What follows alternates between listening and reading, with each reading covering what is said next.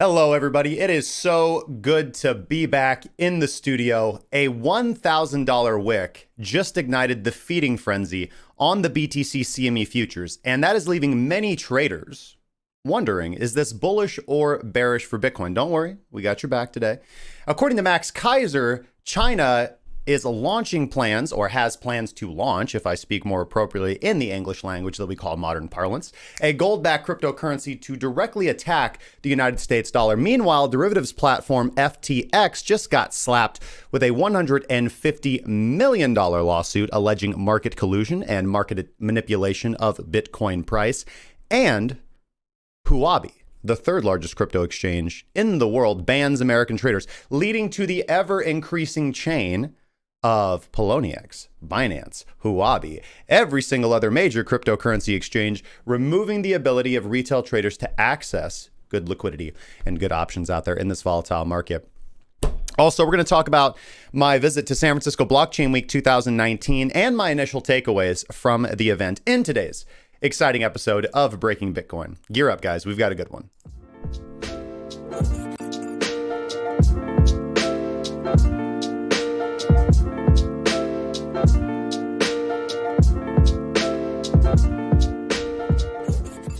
And as I said, welcome to Breaking Bitcoin. We are recording live in the studio. Today is Tuesday, November 5th, 2019, foul year of our Lord. This is your daily source for market updates, sentiment, and news for traders, speculators, investors, and carers of this space that we love so much. I am your host, Justin Wise, lead analyst and senior mentor at CrackingCryptocurrency.com. Hopefully you guys are doing absolutely fantastic wherever you happen to be tuning in from, and whether you are watching us from across the YouTube, Twitch, DLive, Facebook Live, or of course on Roku with the Investor News Channel app. If you would like to support the show, and you know you want to, make sure to subscribe if you're over there on YouTube. Click the bell, otherwise you won't know when we go live. If you're on Twitch or DLive, make sure to show some love by hitting that follow button, and on Twitch specifically, consider hitting that subscribe button and sharing the story around to your family, to your friends, people you don't even like.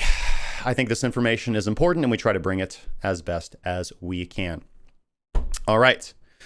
Of course, today's episode is brought to you by the Cracking Cryptocurrency Premium Trading Group. If your goal is to be a full-time professional trader like myself, or if your goal is just to improve your speculative ventures into the market, if your goal is to earn passive income, or if your goal is to take control of your financial future and freedom by allowing your ability, your skill, your trading strategy that is replicable and repeatable time after time after time with a disciplined, patient, methodical strategy. If that is your approach to taking control of your financial freedom so that you don't have to listen to what the Fidelity analysts tell you, so that you don't have to listen to what C-SPAN or CNBC tell you to do with your money, so that you don't have to worry about the impending economic collapse, which may or may not be pending, I guess. Kind of jury's out on that one. Eventually, but maybe 20, 30 years. Moving on, then definitely check out premium.crackingcryptocurrency.com, where our goal is to educate traders in this realm, to help traders make money and stop losing money. Premium.crackingcryptocurrency.com. Come join our community. It's the fastest growing trading community on the interwebs, which I'm quite proud of. Shout out to my team. All right, guys, we got a fantastic show for you today. We're going to start off with, let's start off with the market. That's what we do. Let's get it going, guys. Let's go. All right, and here we are in the somewhat abstract live scene. Jay Kreutzer, good to see you guys. Let me give a, before we break this down, let me just scroll through the chat and give a shout out to my good friends. Who do we got in the chat today? We've got Bob the Builder. Here we go, bro. About to crack this crypto. Of course, Mr. Ether first in, as always. The man, the myth, the legend. GBU Professor Wally, Blockchain Gains, Nunyo Biz. Let's see here. Who else do we got here? Prophet Bear, Jonathan W., Ron Legato, Dark Rico, Caprica, Jose Canetta, Scrooge McDuck, all the good ones. Furry Boffin, good to see you, my good friend. MT Coiner, You Go Chill, Moonshine Fuel. Love you guys very much. Hopefully you guys are doing really, really good today. It's a beautiful Tuesday here in the barren wastelands of the Midwest. And that's probably the worst thing about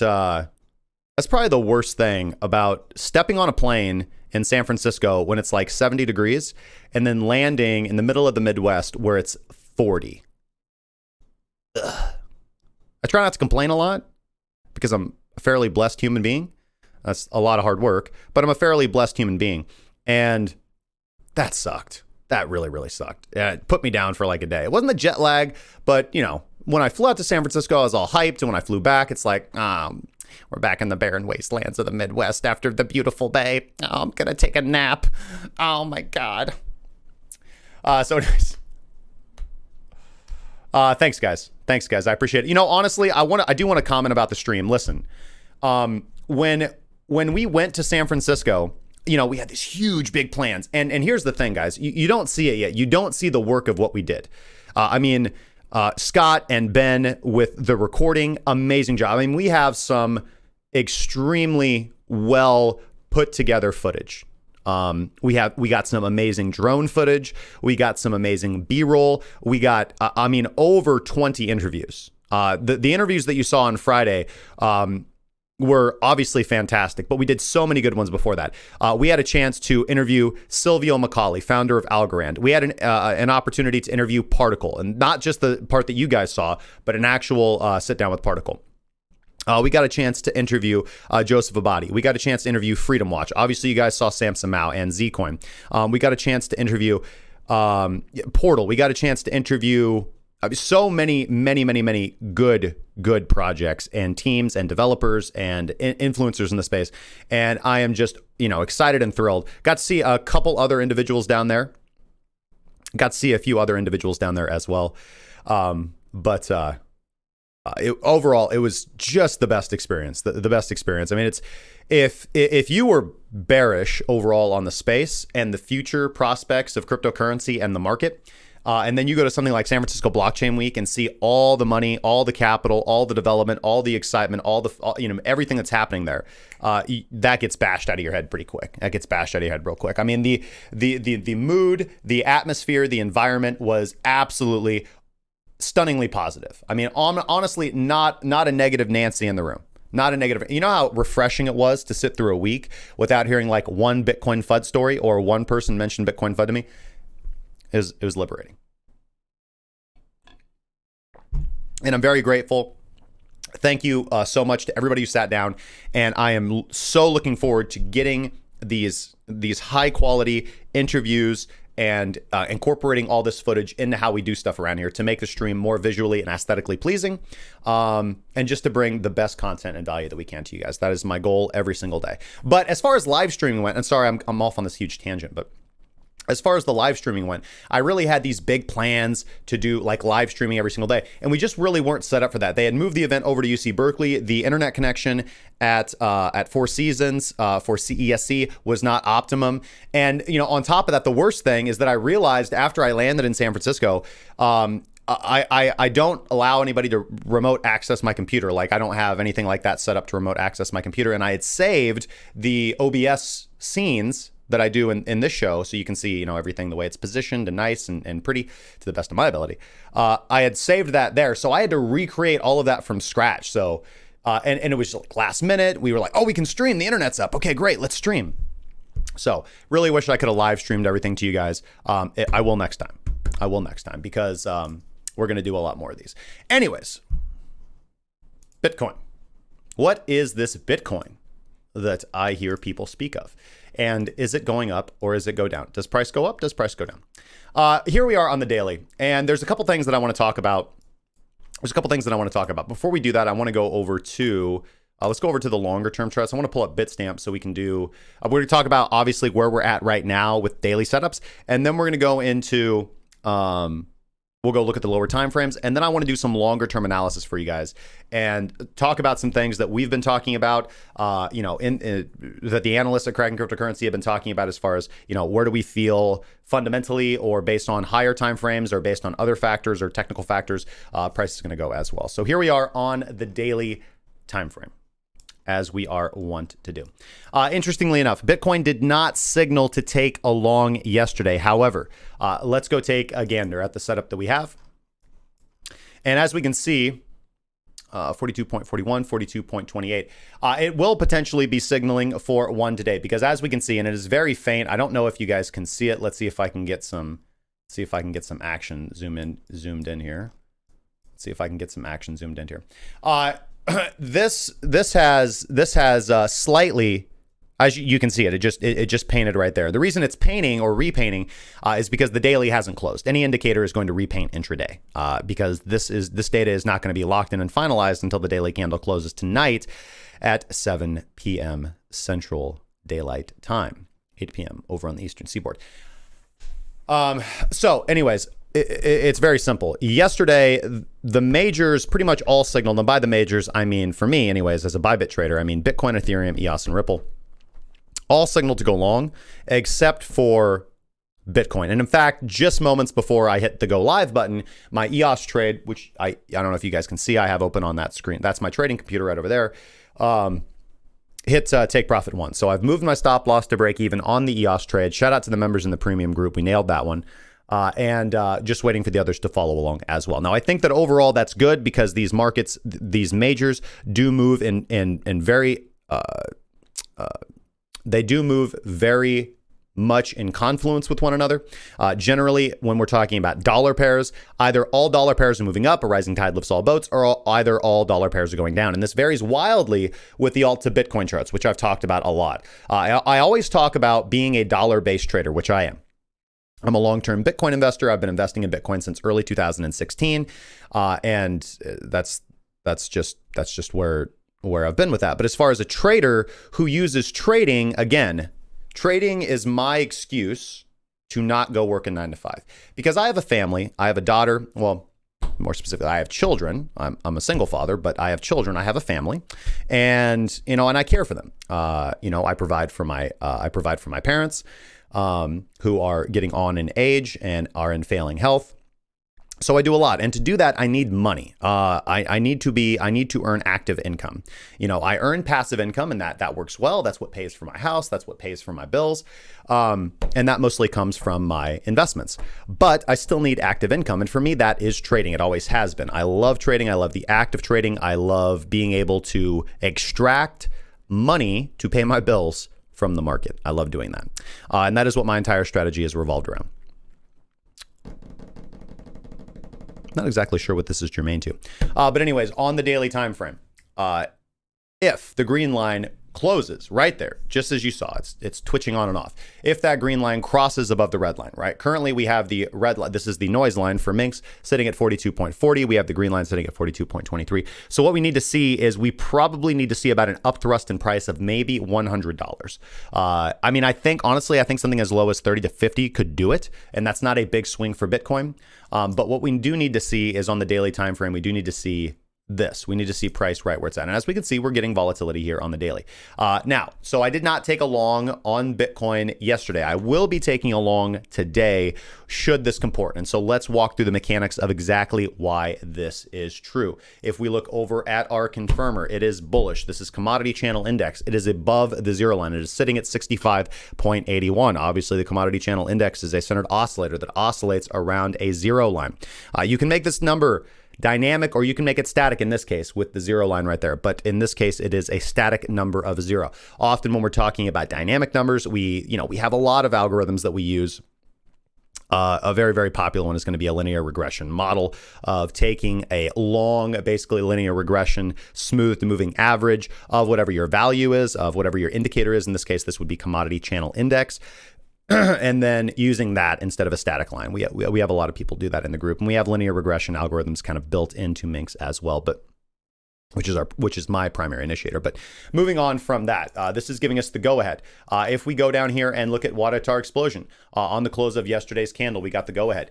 Might not give us the go ahead today. But this is definitely going to be a situation in which I am bullish and I am looking for any and all opportunities to go long. And what's interesting enough is if we look here at our 30-period Donchian, we didn't have price close below this 30-period Donchian, which, by the way, as we get further and further into this analysis, I want you to remember and keep in mind this 30-period Donchian because it's absolutely critical. Or very important, I wouldn't say critical, but very important to looking at some things that we don't do a lot, which is looking at or static levels of price and important levels of support and resistance and supply and demand. Anyways, so ever since Bitcoin rallied 42% off of its lows, over here pretty much right before I went to blockchain week. It's gone mostly sideways since then. So I picked basically the best week to not do the live streams and to just focus on the fundamentals and to just focus on meeting individuals and having a good time in San Francisco and doing everything that I could. I mean, listen, it's not like I want you guys to understand. We recorded hours and hours. We recorded like 500 gigabytes of footage. It's ridiculous. And now it's just the process of syncing the audio, doing all the cuts via multicam, streaming in the B-roll, adding the intros, adding the outros, and then publishing that in a good way because I want to be respectful not only to my time and my team's time, but I also want to be respectful to the individuals that took the time to sit down with me and not publish some hot garbage. So, and you guys wouldn't want anything but the best. And that's what we try to give you guys here every single day. Anyways, so as we'll notice, when Bitcoin crossed and closed above the 30-period Donchian, which is setting us up for taking long trades in the first place. In fact, that was a long trade on that candle, and one could have caught, again, this is a daily time frame trade. You looked at the chart for 30 minutes. You looked at the chart. Well, it would have taken you 30 seconds to look and identify this trade if you just look and trade at the right time, right here, right when this candle closes. Okay, so you missed this movement. Who cares? You catch this movement right here. You catch all of this candle right here. You catch that movement right there. That is the long trade to take. And, I don't have my keyboard over here, so I'm going to have to do some right-clickery wizardry.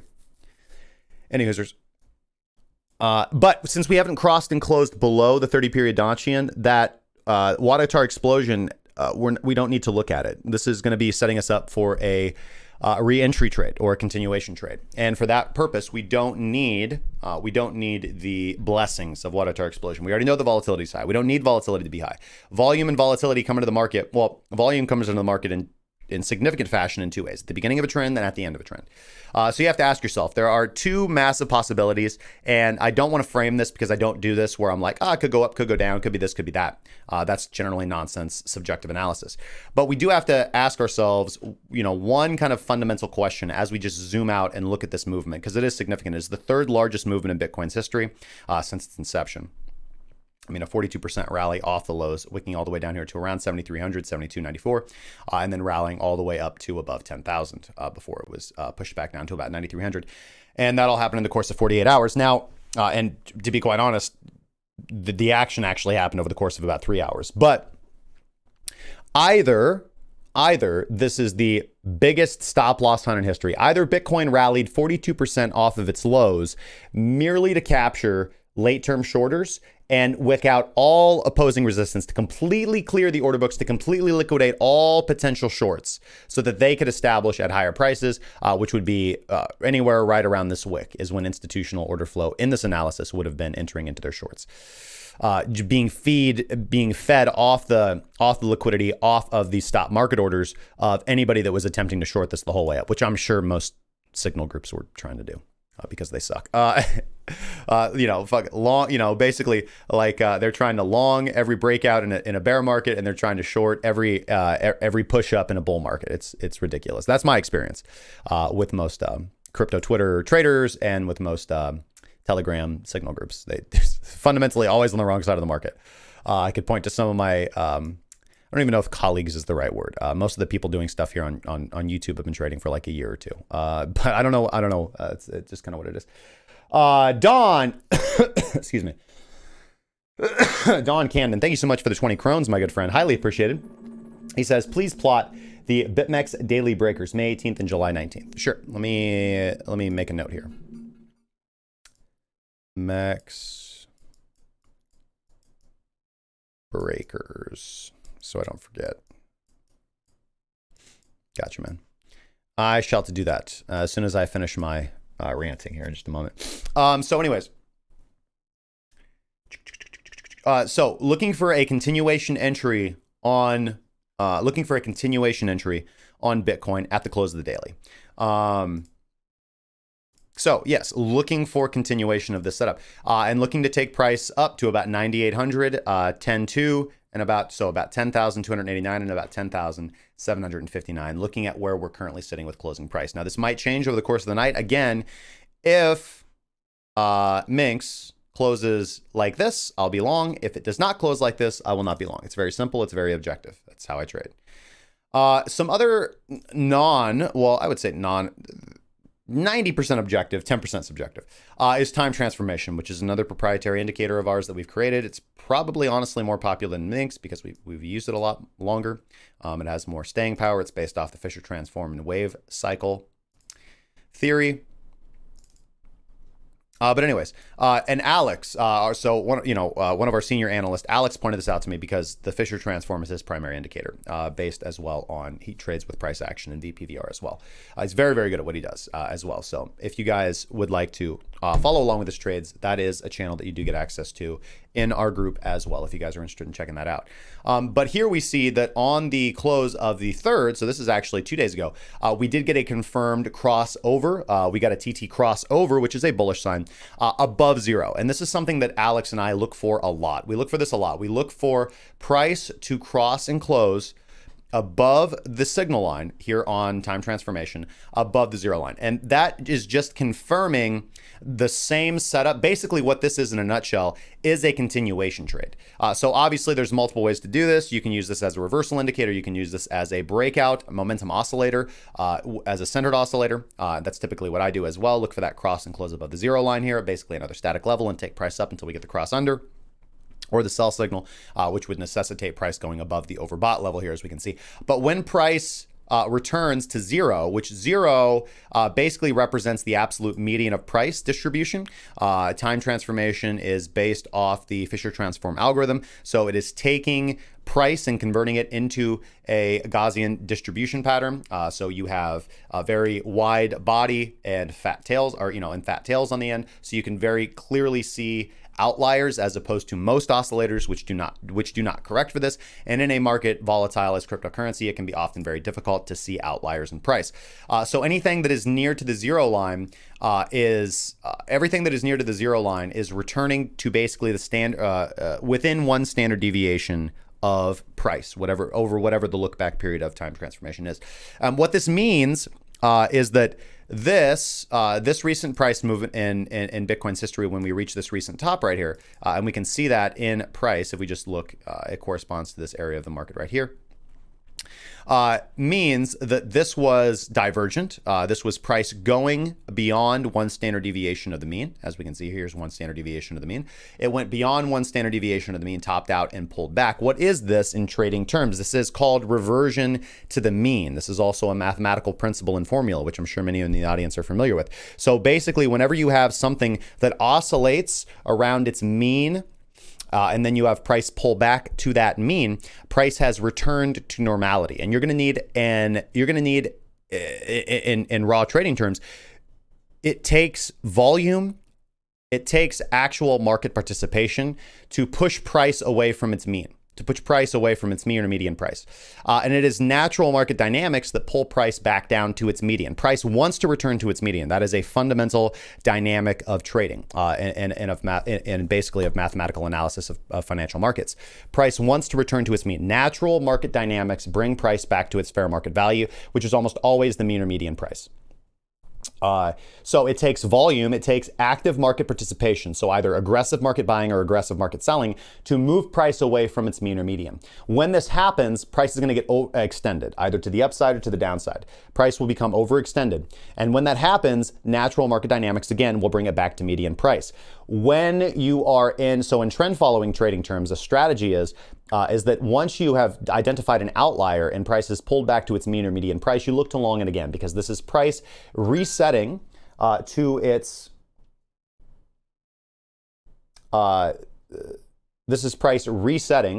to its fair market value. And if you have identified that you are in a bullish trend, which, remember how we do that, by the way, which is price being above our 30-period Donchian, which is by all of our momentum oscillators signaling us that we should be looking for longs, in the case of commodity channel index being above 0, and in the case of Minx, either being above the 0 line, which I do not have at this point in time, or being above the noise line, and also with time transformation being above the 0 line as well. Remember that. But primarily looking at that 30-period Donchian is going to be our first indication. It's very easy. It takes you 1 second to look and see is price above or below this line. Then you're looking for continuation trades. You're always looking for continuation trades. So when price returns to the mean, if you're in a bullish trend, you understand that this is the point at which buyers will most likely step in and continue on the trend, or at least around this price area. So a good place to buy it. And again, the risk to reward ratio is very low. This is how you enter into trades. This is how you ride trends. This is how you enter multiple times and ride a trend to its fullest extent, which is what trend following traders are aiming and edging to always do. So anyways, I digress.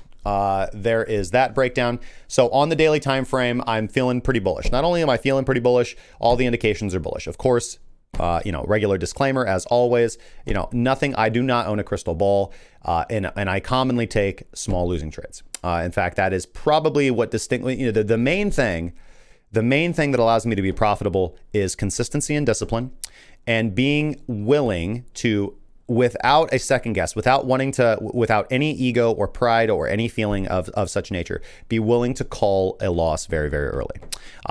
Being willing to put that red entry onto your trading journal is very liberating. And once you are comfortable with doing that without ego, with just this, hey, this trade was a loser, this trade was a loser, this trade was a loser, and you put those into your trading journal and you develop exit criteria that allow you to, when you take a loss, because you're identifying it early enough, you're taking a relatively small loss in dollar terms. This is what allows us to be consistently profitable. Trading a good equity curve should be 2 steps forward, 1 step back, 2 steps forward, 1 step back, 2 steps forward, 1 step back. Everybody believes that they're just going to go from 0 to 100 overnight. They're going to get this big lick. They're going to get this big win. It's just going to be winning streaks all the time. That is not what professional trading looks like. I've been trading for a very long time, and it's not what it looks like. I have never, ever, ever been able to take losing trades out of my system. It's just physically impossible. That is the tax that we must pay to take good winning trades. And the entire approach, the entire systems trading approach, is balance, because you cannot affect the individual outcome of any data set in a statistical analysis. So you cannot affect the individual results of any one trade. What you can do is, over time and with a consistent strategy, affect the outcome of a series of data sets, i.e. a series of trades. And you can become more profitable than unprofitable, which is the entire goal. Make more money than you lose.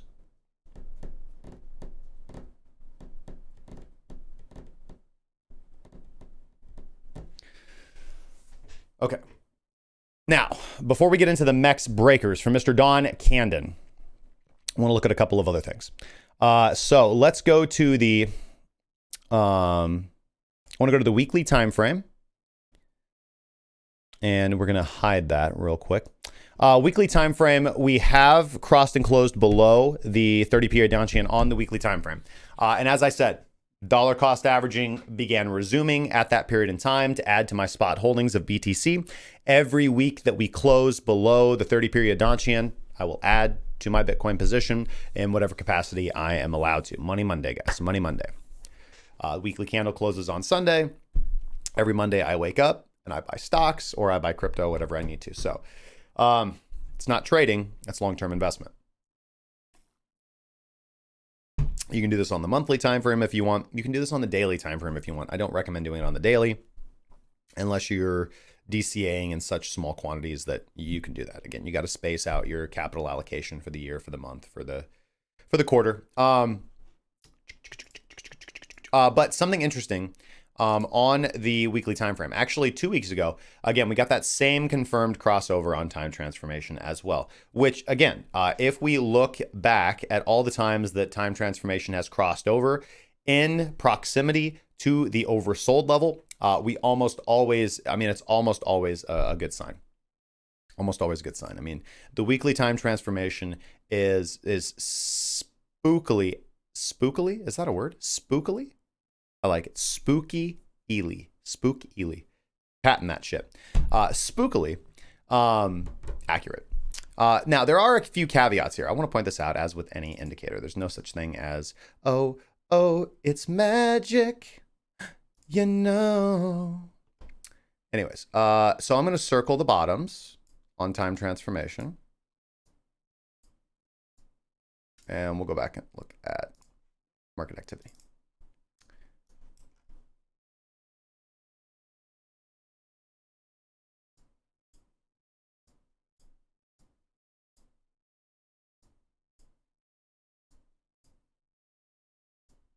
Okay. Not as sexy as I'd like it to be, but anyways, here calling a bottom. Here, here, here, and here. Okay. So here, I want to point that out because there's a couple things that, I want to get a little bit more nuanced with this.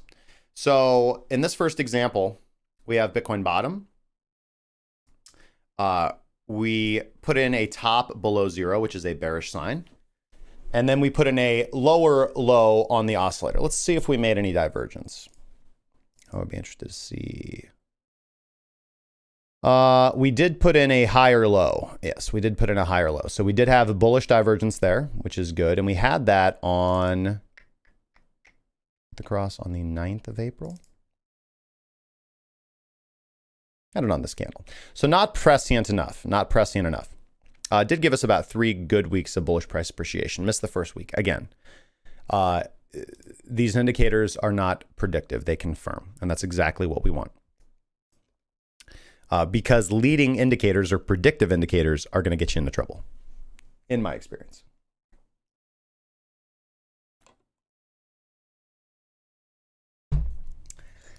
Ken says that Silver and Bitcoin SV are your picks today to do chartology on. Why does that not surprise me?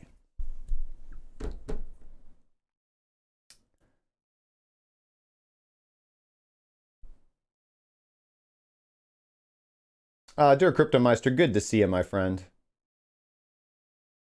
McAfee Magic. Paul Bob the Builder says, guys, I've been watching for a year and I'm still learning from these live streams. Absolutely amazing. I'm still learning from you as well, sir. Thank you so much for showing up. Good morning, Wendy. Agency. It is based, my friend. I learned it from 4chan. Let's see here. Sorry, I'm getting used to doing this analysis on this smaller TV. I apologize. Let me know if everything is like clear to see as well, because I did make some adjustments to the stream. When I got back from the event yesterday, I realized that I wanted to redo the studio again, as I am wont to do. And if I didn't do it now, while I was unpacking a lot of the stuff that I took with me, I wasn't going to get done for a while. So I took the opportunity. So hopefully you guys like it. I like it. It's pretty comfy. The only thing that I might do is zoom in on myself a little bit.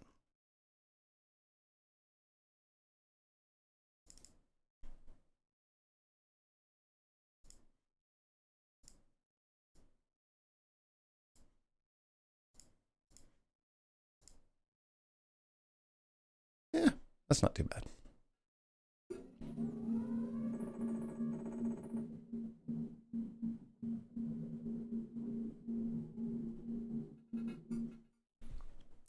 Wally, thank you so much for the $9.99. It's $10.01 in my book, though. He says, when you get there, I'd like some GBTC analysis, if you can, and thoughts on the stellar burn. Learn, earn, and don't get burned. Don't get stellar burned, that is. Hey, make sure you guys come over Friday for my stand-up comedy routine called Cracking Crypto Jokes. Some real knee slappers up at that. Anyways,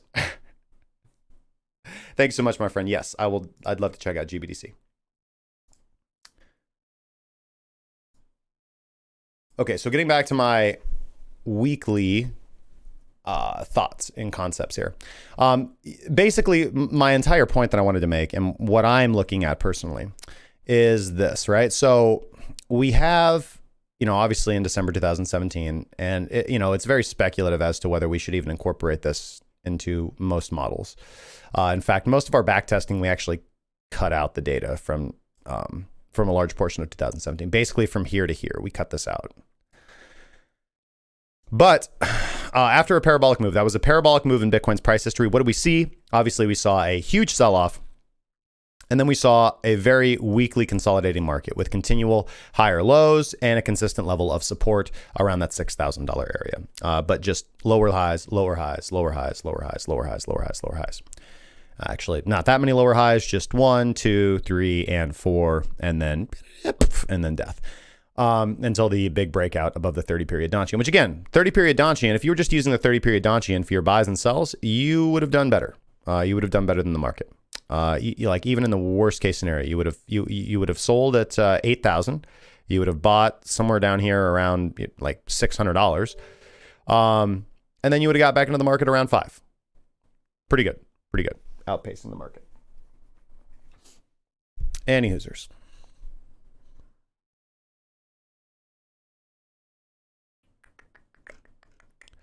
So, that is the only thing. That's the only thing that concerns me, right? Because I'm not a big fan of fractals, but we could view this big run up in Bitcoin's price as the parabolic movement to the upside.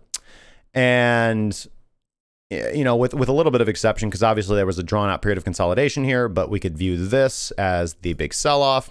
And what kind of really concerns me here is that, we put in this, which actually wouldn't be a bad thing. We put in this consistent level of support, around 7,200, around 7,200, 8,000, pretty wide range, a lot of volatility there to trade, but that we put in this wide range and that we just see lower highs, right? So high, lower high, and then basically in this scenario, we just kind of trade around in this range as consistent support and just form lower highs and lower highs and lower highs. And this isn't like some unique fractal or pattern to Bitcoin. I mean, you can see this in all assets. You can see this in all stocks, right? I mean, there's, I was just having a conversation earlier this morning and somebody was asking me, well, what would you do if the, like the market, if your strategy stopped working on the market? Obviously the simple answer is change my strategy, but the reality is this, I don't have a complicated strategy. I have a simple strategy because simple strategies work and complicated strategies don't.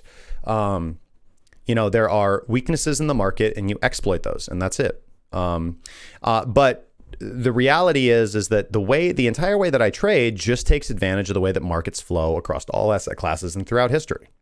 You have 4 phases of the market cycle. You have accumulation, you have markup, you have distribution, and you have markdown. It's the way the markets work. I mean, it's not more complex than that. You have you have speculators who have capital in whatever degree. They accumulate a coin at a certain price that they feel is attractive. They then push price up. Retail gets involved. Once retail gets involved in pushing price up, that is generally where the speculators look to exit the market. You have a long drawn out period of distribution and then price goes down because there is more selling pressure than buying pressure. I just realized that I've marked up my chart.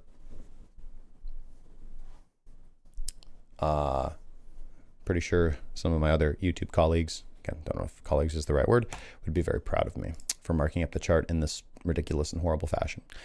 But anyways, that is kind of my thoughts on the weekly, because again, very similar, big move down here on time transformation, big move down here. If we go back to, very similar movement here. This was right here. I'm sorry. Very similar movement over here. January of 2017, December of 2016. And basically what I'm concerned about is this pattern repeating itself again on time transformation on the weekly time frame. But this time, instead of playing out in the bullish control zone right here above the 0 line, I fear it playing out in the bearish control zone. So take that as you will. Obviously, you can see this is distribution, this is accumulation, and you can see them taking place in two different areas of the market. Again, bullish control zone, distribution, bearish control zone, accumulation, followed by markup. And, honestly, the distribution for this last time was pretty much just a straight shot down on time transformation. That's how time transformation identified it this time. So let's get rid of all this nonsense and, look at where we're at. I mean, obviously, if we're looking for weekly signals, then there's nothing bullish here. There's nothing bullish on the weekly. Let's actually reset this. The weekly is yet to turn under on Minx, but CCI has gone below 0, which is telling us to go ahead and be out of the trade. Volatility is quite low. We can see volatility stop off after the weekly, mostly confirming directional bias at this point in time. And the only thing that concerns me about time transformation is what we really need to see for time transformation. Although this is a good first initial sign, and there was some hidden bullish divergence there on the weekly time frame, what we really need to see is we need to see time transformation cross and close above the 0 line, because that is exactly what we've seen. We can see it here. This was back in February of 2019, and that was the good signal for price going up. We also had a bit more of a sustained pump back in April of 2018 when we actually did get above the 0 line, because again, that is the it's the difference between going from bears are in control to bulls are in control. And that is really the breakout momentum signal that we're looking for. So something I'm keeping my eye on, looking for that TT cross over above 0 on the weekly time frame to confirm that we are really moving on a weekly time frame into more significant bullish territory. If we combine, however, if we take that bearish sentiment and look at the monthly chart, if the monthly candle closes like this, which would be the fifth, the fifth subsequent month that we have closed below the 30 period Donchian. Basically, after rallying up to the median, I mean, obviously we have high and low. This line represents the median of that because Donchian is the high low. It's HL2, high plus low divided by 2 over a certain period of time. Basically, we came back up to median price and rejected. So we had a big outlier away from median price in 2017. Throughout 2018 and early 2019, we had a large divergence away from median price, and we have returned to median price recently and are consolidating around it. But we are about to get a monthly turn on TT, which is an exit strategy. Of course, we had the buy signal back here in February 2019. So for those of you shaking your head saying, oh my God, Justin, your trading strategy sucks. You never buy the bottom and you never sell the top. Right. Yes, but I make money consistently every single week, month, day. It's discipline, strategy, patience, technique. Again, that's foolish. You don't sell the bottom, or you don't buy the bottom and sell the top. Nobody does that. And generally when they say they do it, it's photoshopped. So the reality is that you want to carve out the body of the trade, leave the head and the tails for degens actually is really what those areas are for. Because you don't need to. You don't need to trade those areas. Those are the highest risk areas. You can trade the lower risk areas and be profitable. But on the monthly time frame, again, that TT cross came over here on March of 2019, and we are just now crossing to the underside. So again, you didn't buy the bottom, sell the top. Here's the buy signal from time transformation right here. Here it is right here. You can see it. It's why the candle is green. Anybody that has time transformation can verify this. Verify, don't trust. The close of the February month, right? So price was sitting on average about 38.57. What did the monthly close at actually? It closed at 37.91. 37.91, and you would be looking to sell, depending on where this monthly closes, if we close now, 139.45%. In your face, Ethereum. In your face. Sorry. Get a little excited sometimes when I'm making money. Moving right along to the BitMexico chart, and here we are. Eli back. What's going on, my friend? Thank you so much for the $5. And he says, hope you're enjoying your day. I am enjoying my day, my good friend. And I am enjoying my day more because I am blessed by your presence. He says, please look at Neo when you have a chance. I'd love to, man.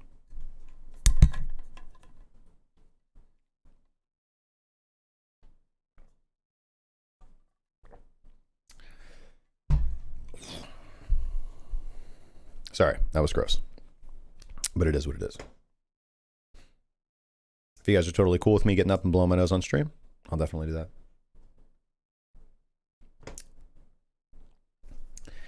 that. So we've got Neo to look at. We've got BitMEX breakers, and we've got GBTC in no particular order, except for the order is going to start with Mr. Don Cannon. Did I miss anything else up here? No, just Don Cannon. Please plot the BitMEX daily breakers, May 18th and July 19th. Okay, I got you, man. To the daily. Breakers.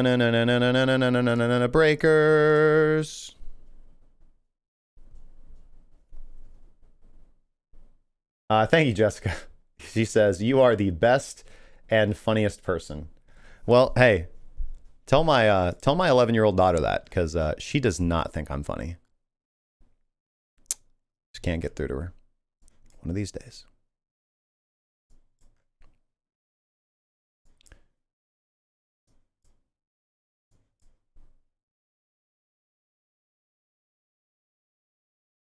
Okay. So here's the thing about breakers, my friend.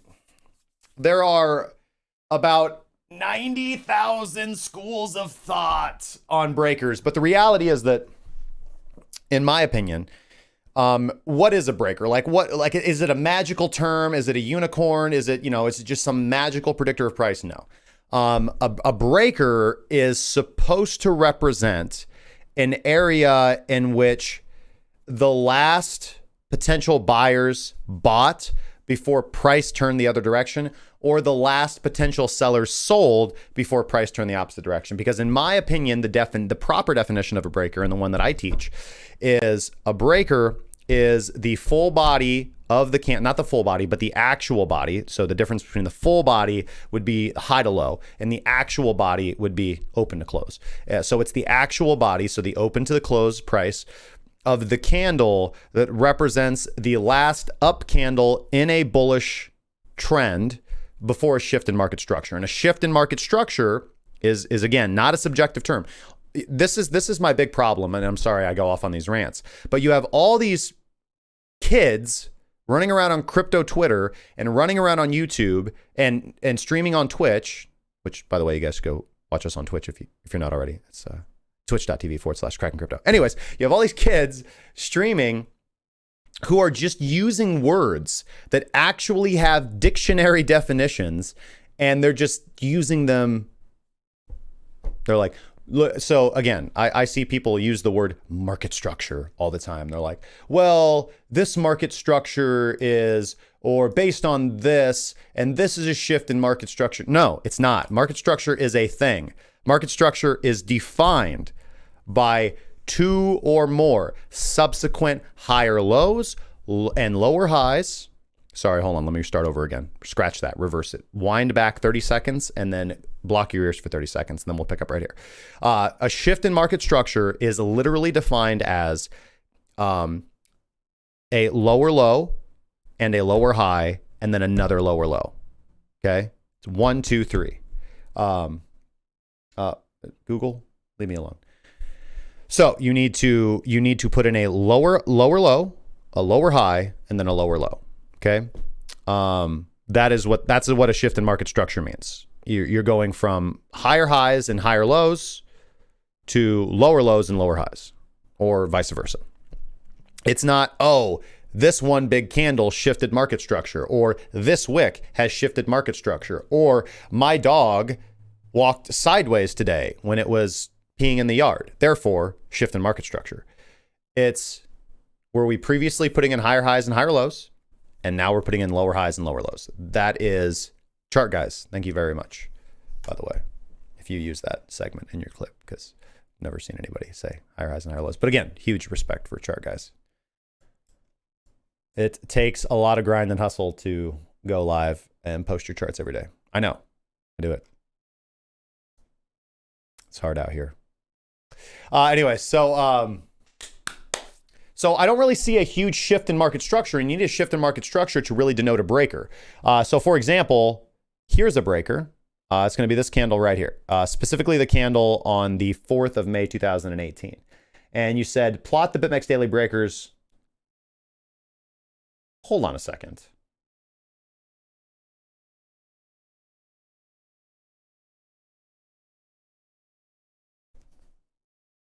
You said May 18th. And July 19th. Are those days? I thought you were referring to months. Okay. So make sure you guys go back and watch that and timestamp that if you ever need an explanation of breakers. For those of you who would like more information on breakers, it is something that I will be talking about after we finish the PTP course. I am going to do my courses on price action. I am going to do my courses on reversal trading as well, and that will follow the completion of the PTP course. Of course, if you guys are interested in learning to trade our trend following strategy, if you guys would like to use our proprietary systems, then of course make sure to check out the link in the description. I believe it's also above my head in the banner section, and you can make your losses vanish like that. Now, the other thing that we need to talk about, that is a little bit of hyperbole. You're going to have losses. Just being honest with you. Again, I probably put more small losses on my trading journal than big wins, but that's okay. I cut losers early. And what are we talking about here? So we want to go to 2019 and look at May 18th and July 19th. Gotta be more specific, bro.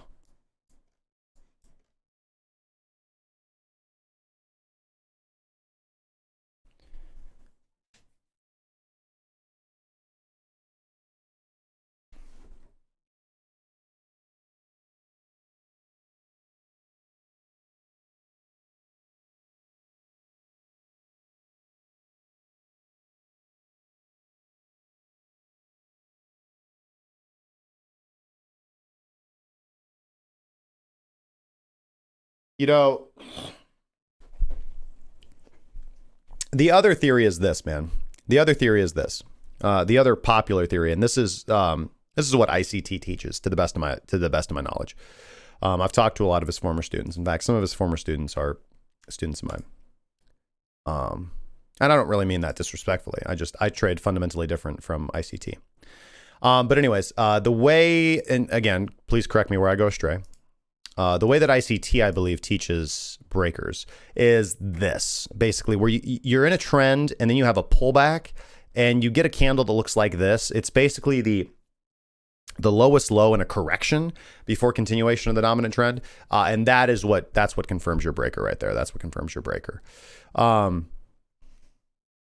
Or excuse me, that's really an order block. For that to be broken, so again, what forms first? An order block forms first.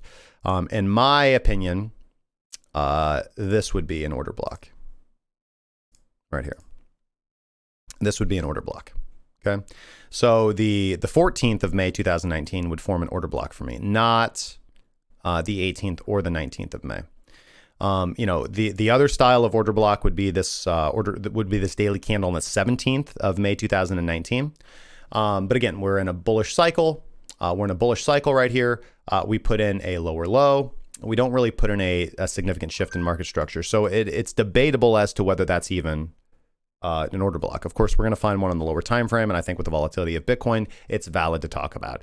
Generally, that's going to fall, instead of a really proper breaker, that generally fits more into the realm of just good support and resistance, or an order block at the very least. All right, an order block at the very least.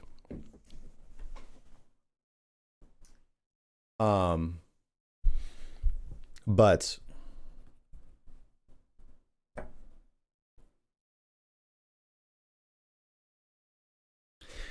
what would denote it as a breaker, obviously, you have this candle right here that breaks it. It is retested as support, so you do get a good entry and a good trade right here if you're able to capitalize on this. But you do have a good 10% swing. You do have that area hunted, and then you have the confirmation. Again, you take the trade on the second break right here on the 11th of June 2019, which sets you up, just beautifully. Sets you up beautifully for this last leg, which, again, was a 70% movement. So carrying that on, my wayward son, let's chart that forward. Okay, so we've boom, boom, bam. And then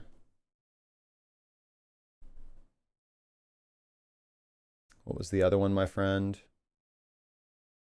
Oh, come on, live chat. Hold on a second.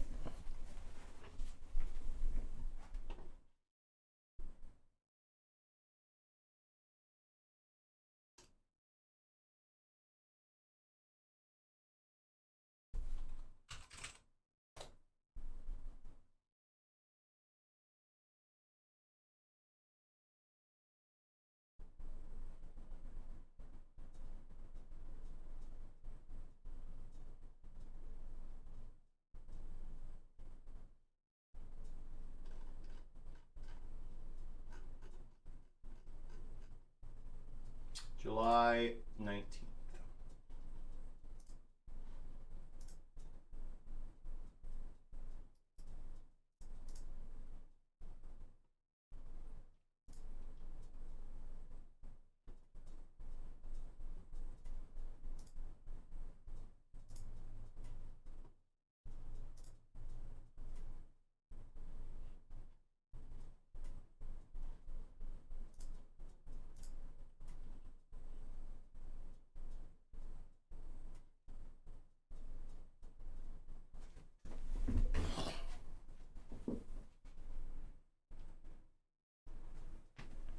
And by the way, for the people over there watching on D Live, if we can get 20 people watching live, I will open that chest.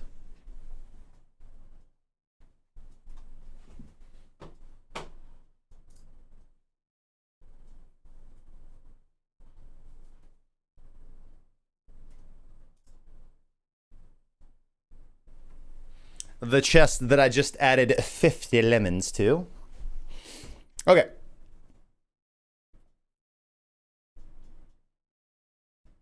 What do I feel like?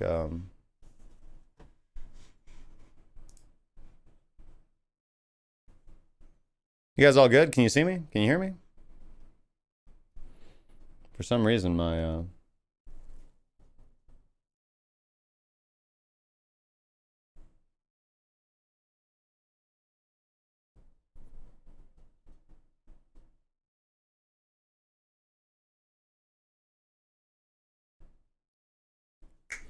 I'm going to assume that you guys can still hear me and see me because I don't see a lot of messages like I normally see, like, oh my God, he's gone, he died, exit scam, Illuminati. You guys aren't saying that, so I'm going to assume that you can still hear me.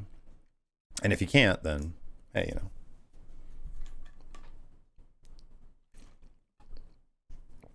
Yeah, that didn't work out the way that I wanted to. Okay, the other breaker was July 19th that you wanted to talk about. And so basically you're looking for these dynamic levels of support and resistance. Yeah, I don't really view this as a breaker either. This is just, you know, brief consolidation and continuation. It's not a breaker.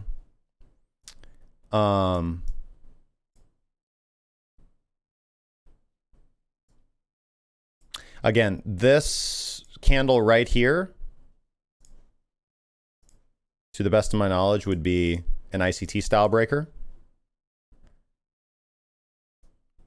And it, I mean, to the downside, I mean, that level sets you up gorgeously. As far as a breaker right now, it'd be this candle, in my opinion. This would be the area to watch. 72.42, meaning anything that retreats back into that level, 72.42 to 74.68, which is really, really tight. I mean, that's a $40, that's $20 variance. You would want to buy. And anything that, if price crosses and closes below that, anything that rallies back up into that area, you want to sell.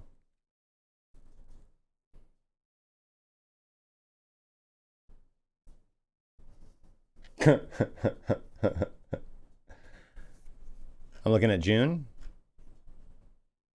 Oh, you want July. Gosh darn nabbit. Well, hey, you know, so ironically, I charted the same thing.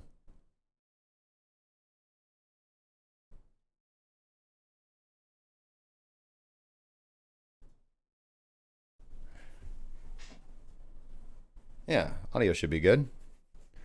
Audio's coming through on my end.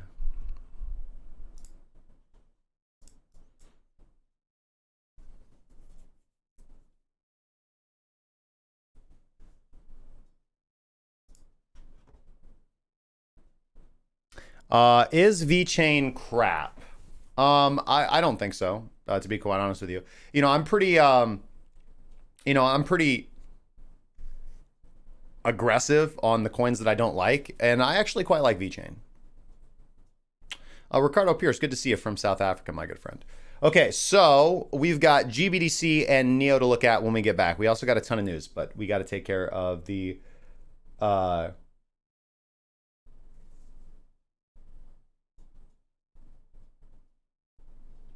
we got to take care of the supporters of the stream. Hey guys, you guys have been absolutely beyond amazingly fantastic. I got to take a quick break, man. I got to take a quick break. I'll be gone for like 2 minutes tops. All right, just do some push-ups, some calisthenics, some deep knee bends. Don't freak out. Get some coffee. Smoke a cigarette. Eat a pancake. I'll be right back, guys. When we return in just a few moments, we are going to talk about. Well, not only are we going to go over that technical analysis, but we're also going to talk about the breaking news of the day. Today, we're going to be talking about China's gold-backed cryptocurrency to potentially dethrone the United States dollar, according to Max Kaiser. We're going to be talking about a potential Bitcoin or Bitfinex Tether whale manipulating the price in 2019, very similar to the Mt. Gox whale that they talked about back in 2017. We'll talk about that. We'll also talk about Huobi banning traders. We've got a couple other stories as well that you guys really, really, really need to hear. And again, my thoughts on San Francisco Blockchain Week, guys. So don't go anywhere. Stay tight, stay tucked. I'll be right back.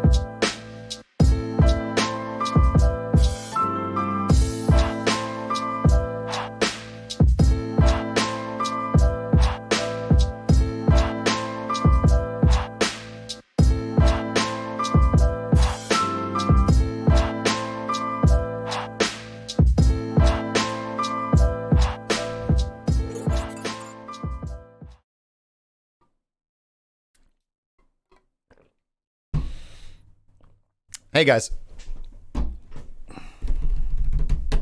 where we leave off.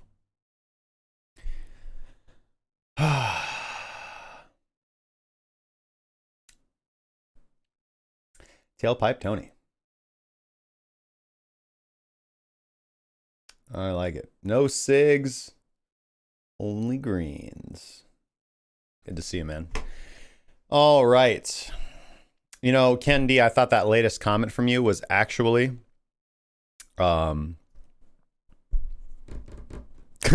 Wendy's like, yo, I'm sitting over here in D-Lab. I was going to say, yeah, there's only 4 of you guys over there right now. So you guys are going to need to bump that up, man. Make some multiple accounts or something. 20 is the minimum. Oh, yes. And we unleash the riches and the rewards upon the unsuspecting masses. Okay. GBTC.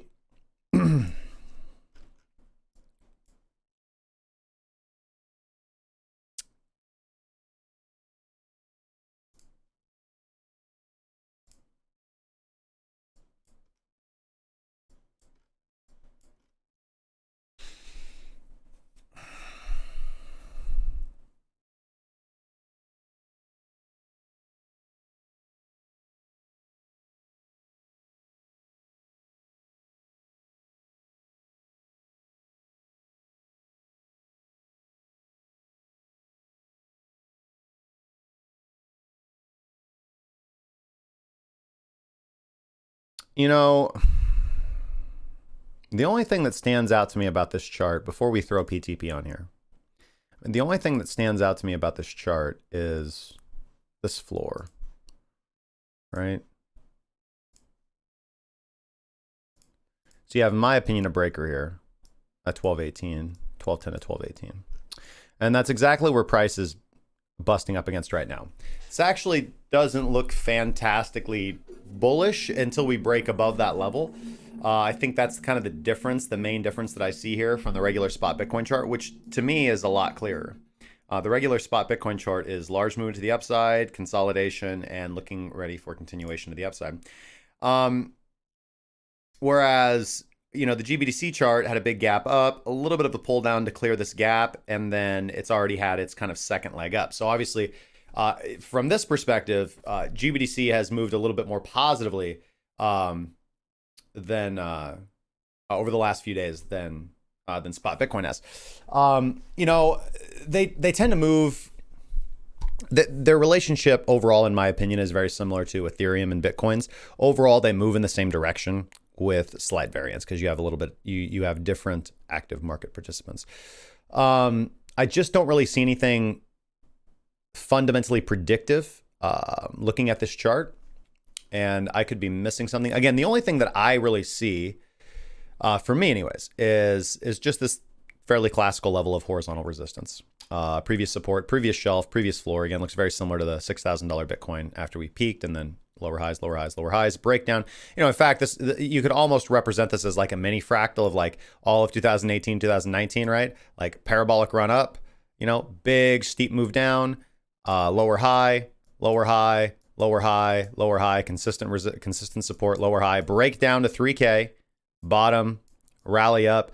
Now, obviously, in this example, things played out slightly differently because we just busted through that resistance at 6,000. I mean, we literally didn't even bat an eye. Well, that's not true. We did something similar to actually what we're doing right now. If we go back and look at what Bitcoin actually did at 6,000 on its way to the upside, let's see here. You can see it right here, right? I mean, we did kind of slowly creep and consolidate under it in this area. But the first significant, really, I mean, touch of it was this candle right here. And then we just went sideways for about 4 days and then blew past it. Not a big sell down, not a big, not a big reaction from this movement whatsoever. However, the area that we did end up selling down to after we can see here that the this must be the BitMEX tether whale, just decided to drive price all the way down from 7,300 to about 6,200, about 6,300. So again, important price level. And if you guys will recall, if we do edge south, that is where, again, I still will be setting market bid orders, 6,300. 6,400 actually, excuse me, 6,400, 7,400 and 6,400. So going back to the GBTC chart, it's just a little different structurally.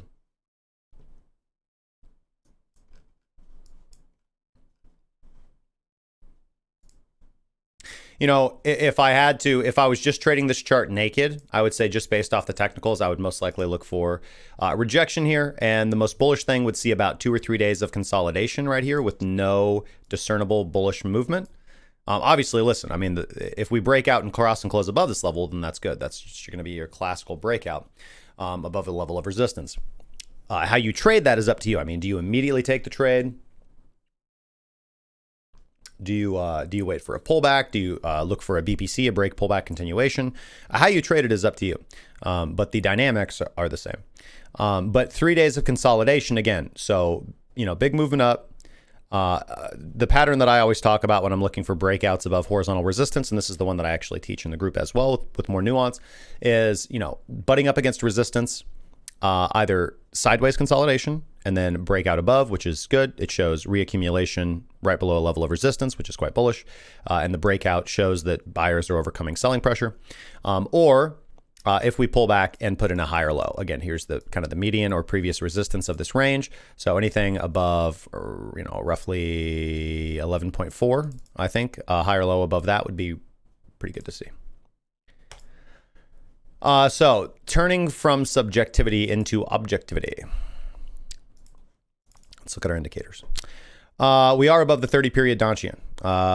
Again, got a nice baseline reversal buy right here after the initial breakout above. We actually gapped above and gapped and closed. We gapped open and gap closed above the 30-period Donchian. You know, the only thing that's unfortunate here, and here's the thing, after a big dramatic movement like that, the fact that time transformation is oversold is not extremely indicative, to be quite honest with you. We did have volatility pick up down here, so one could have taken an under the baseline trade. Let's see. We would have gotten the initial impetus for a long signal. Let's see when all the stars were aligned. The 25th of October. 25th of October. No, 26th of October. 26th of October is actually when CCI would have confirmed. So that would have been good. You still would be in a profitable position right now, unless you had potentially bought the divergence right here, the regular divergence, the regular bullish divergence right here. And wouldn't have confirmed until this candle. Wouldn't have confirmed until this candle on time transformation. It's just a huge pop off the bottom. Difficult to catch on the daily. It's just not a daily. It's just, that's the trade that's not set up for the daily, even in reversal situations. That was a trade that you really needed to be monitoring lower time frames for and catch the momentum to the upside, as most of Bitcoin's big movements are.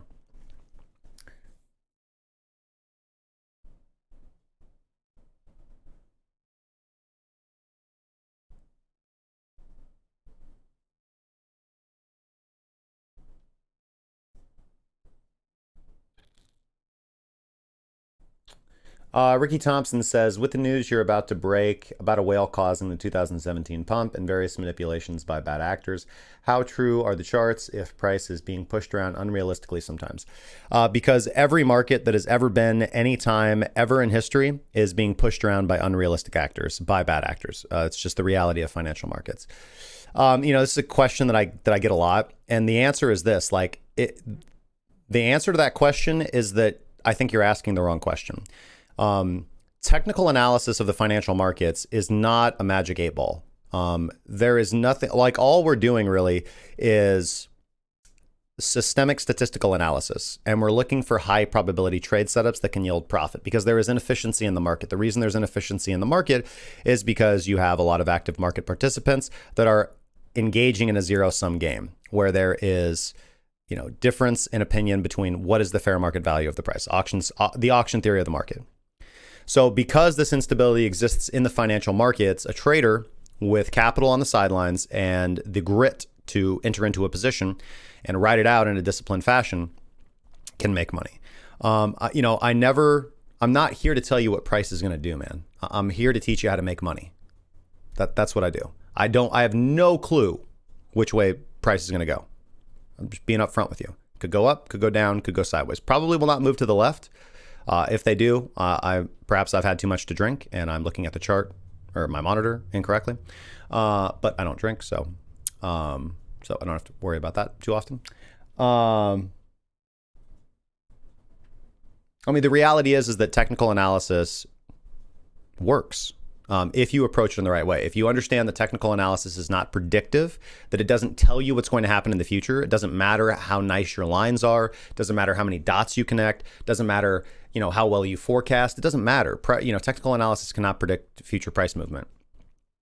What it can do is see repeatable patterns that repeat themselves over time and have a high probability of continuing to repeat.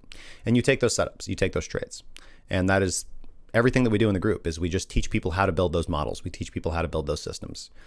We're not teaching you how to build a magic 8-ball. We're teaching you how to make money. And if technical analysis didn't work, let me rephrase that. If technical analysis had no capacity to generate profitable trade setups statistically over time, then people wouldn't do it, man. People wouldn't do it. It's not a huge conspiracy. Just telling you that. Every major financial institution utilizes technical analysis, and there's a reason for that, because it works when you use it for the right reason. When you use it to create a statistical framework in which to take probabilistic setups, and not as, I can tell the future because I can draw a line on a chart. That's nonsense, man. That's what I regularly call out on my channel. But the reality is that these whales that are manipulating price are not doing it willy-nilly. All right. If there's coordinated manipulation in the market, which there is in every financial market ever, and there's still opportunity to make profit for you as a retail trader. That's the reality. Because that manipulation is recognizable and creates a pattern, and also represents another inefficiency in the market for you to take advantage of. But I don't believe that. I don't believe that random whales are pushing the market around willy-nilly. I think that the order books on cryptocurrency are fairly thin, and very large traders can initiate price movement by putting rubber to the road and initiating large market orders. It's not, you see it in penny stocks all the time. You got a sell wall, and a large whale comes in, and over the course of a few months, accumulates price, and then he's like, "Hey, I'm pushing this shit up," and he just goes and executes a $5 million buy order, and that breaks through the wall, and that gets everybody FOMOing in, and he already had $50 million sitting on the sidelines that he accumulated over the last few months, and everybody and their brother and neighbor and cousin comes up and bids price up, and he just waits. And then he lets them wick price all the way up because it's just a feeding frenzy. And then he market sell. It's just the way the market moves, man. Dun dun dun dun. I thought the lag was just in case Justin doxes himself. No, it's just because YouTube sucks, man. So for GBTC. For GBTC. We actually got a long signal on GBTC yesterday. So we're actually proceeding the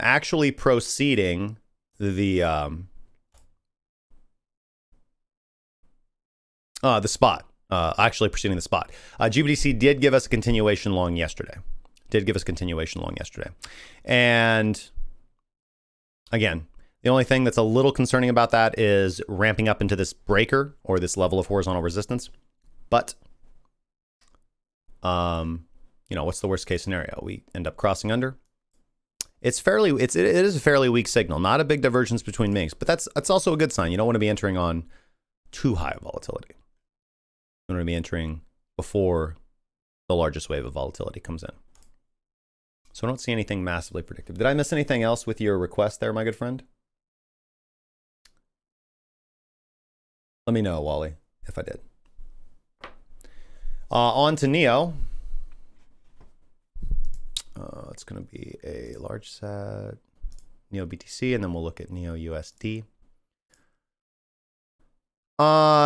NEO, as a holder of NEO, as somebody who's been accumulating NEO, this does nothing but make me happy. I'm sure Wally, I could tell. Neo's doing a good thing when Wally doesn't come in the chat and he's like, "Hey man, let me know when Neo's gonna pump."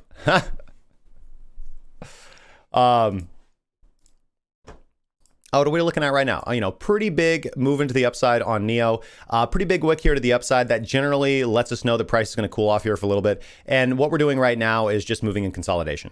Not clear right now if this is distribution or reaccumulation. We don't have...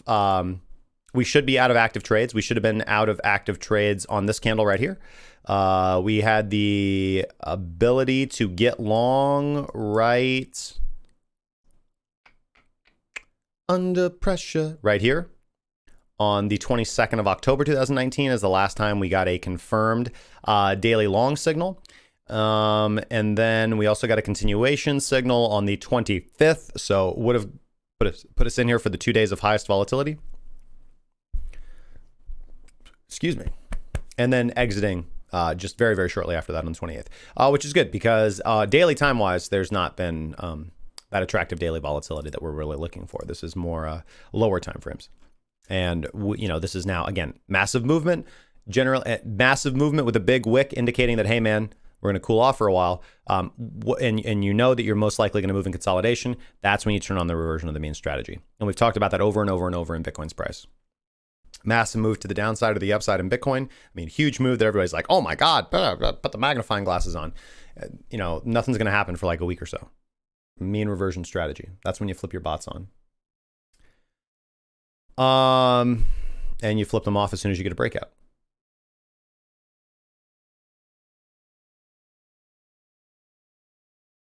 Under pressure, pushing down on me. Oh, I might have screwed up the... What's that look like if I get rid of that?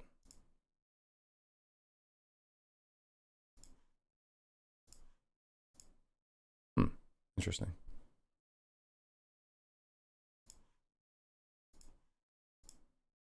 Oh, you just see more of it. That's neat.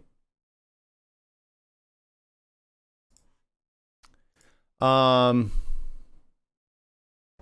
anyways, looking where we're at right now, I mean, flat is the way to be. We've got commodity channel index above 0. We do have some decent volatility coming in here, although it's starting to look a little overextended. As you can see, you know, NEO makes these wide waves in volatility, and then it typically has a nice collapse after we have an expansion of volatility like that. You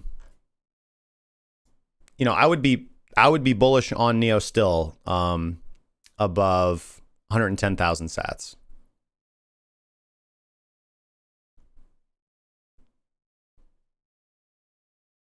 $116,000 is the actual number.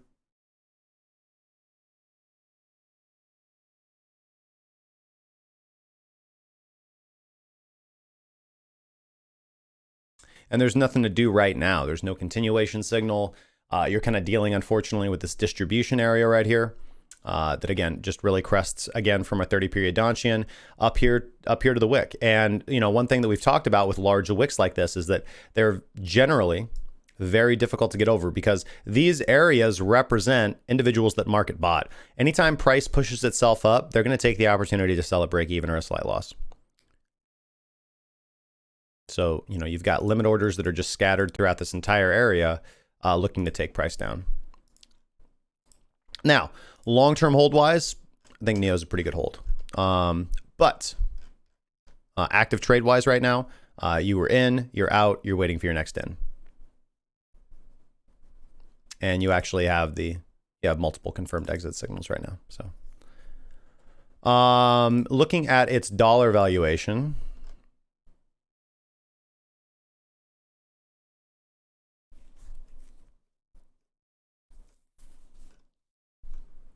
I don't have my keyboard in front of me. Otherwise, I'd just type it in.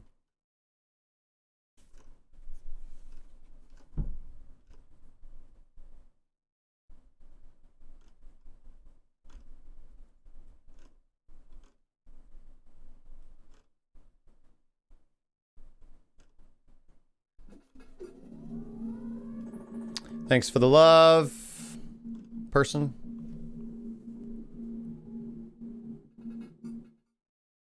Anthony Liang, 25. Thank you so much, my good friend, for the love. Thank you for so much for the $2 donation. He asks if I can look at VeChain. I'd love to.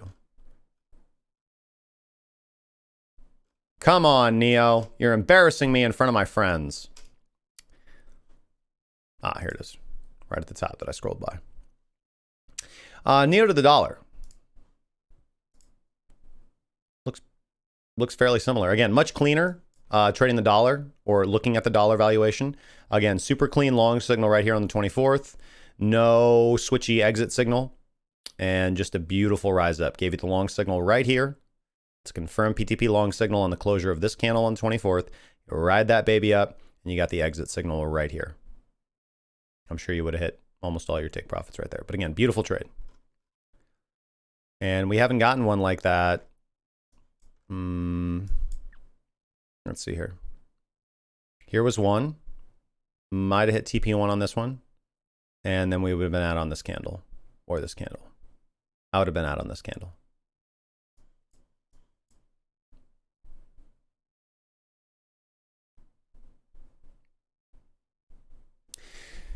Alrighty then.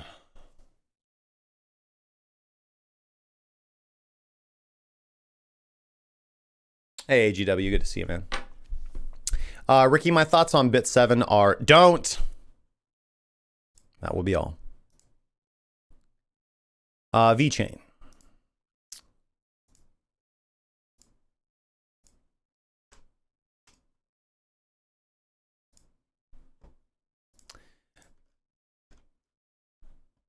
Hey, hey, mama, love the way you move. Gonna make you sweat. Gonna make you groove. Anyways, confirmed long signal. On the closure of this. No. Wait. Hold on. Make sure I'm getting my facts straight. Yeah, on the closure of this candle. Would have definitely had a TP1 on this candle right here. We do end up closing below. We do get the opportunity to re-enter here. Probably out on here at a small L, and then re-entry right here. And so you'd have been in this last movement with BTP. Long here, profit. Long here, small loss. Long here, profit. Yeah, this is not, it's just not something you enter, man. You got to monitor the charts every single day. I never feel good. I never like entering into anything that's like this. Especially because we got the signal. We got the signal here. Here. Sorry. We got the signal here. 2 days ago, not today. If I were to look at the weekly.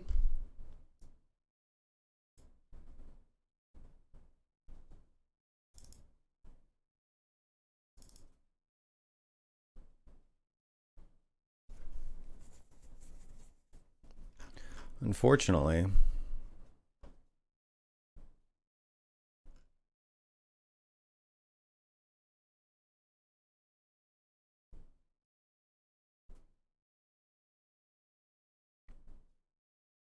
I can't go against my former self because the reality is I like VeChain, and we've had a nice here.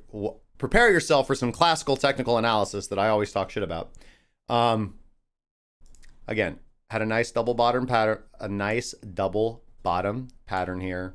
Got our W going on, which, when I'm looking for long-term holds is something that I pay attention to. I try not to, but it's just always there in the back of my head.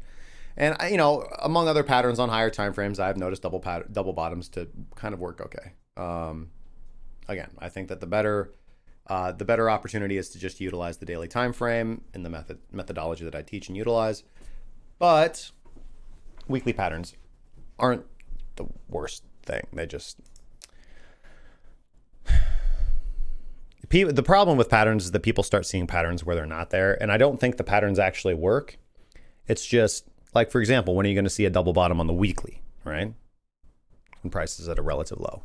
And then if you zoom the chart out and you're like, holy crap, we are at pretty much all-time lows on VeChain, and we're actually starting to put in 3 consecutive candles that are bullish or positive to the upside, which we haven't done, I don't know, since back here. The only thing that concerns me too is potential fractal. Before you thought I was positive about chart patterns, oh man, look at this cup and handle pattern. This thing's totally going to break. Hold on a second. Let's try that again.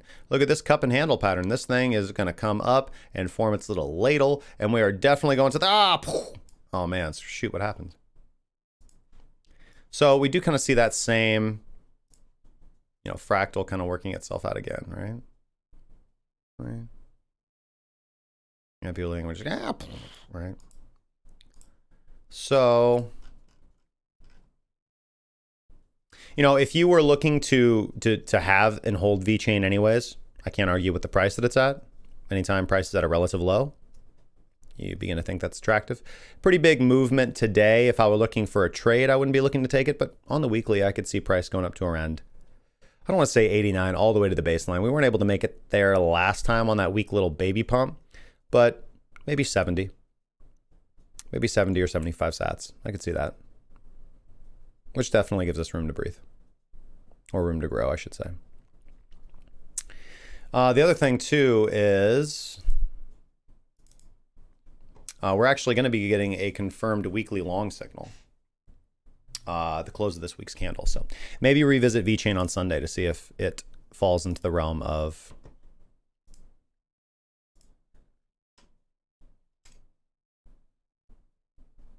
packing it up.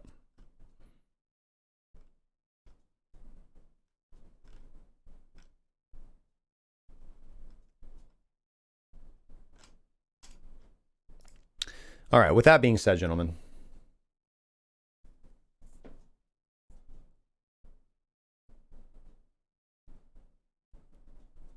love you too, brother. All right, with that being said, we need to head over to the newsroom. And there's actually no transition to the newsroom today. We're just gonna do the news right from here. And our first story of the day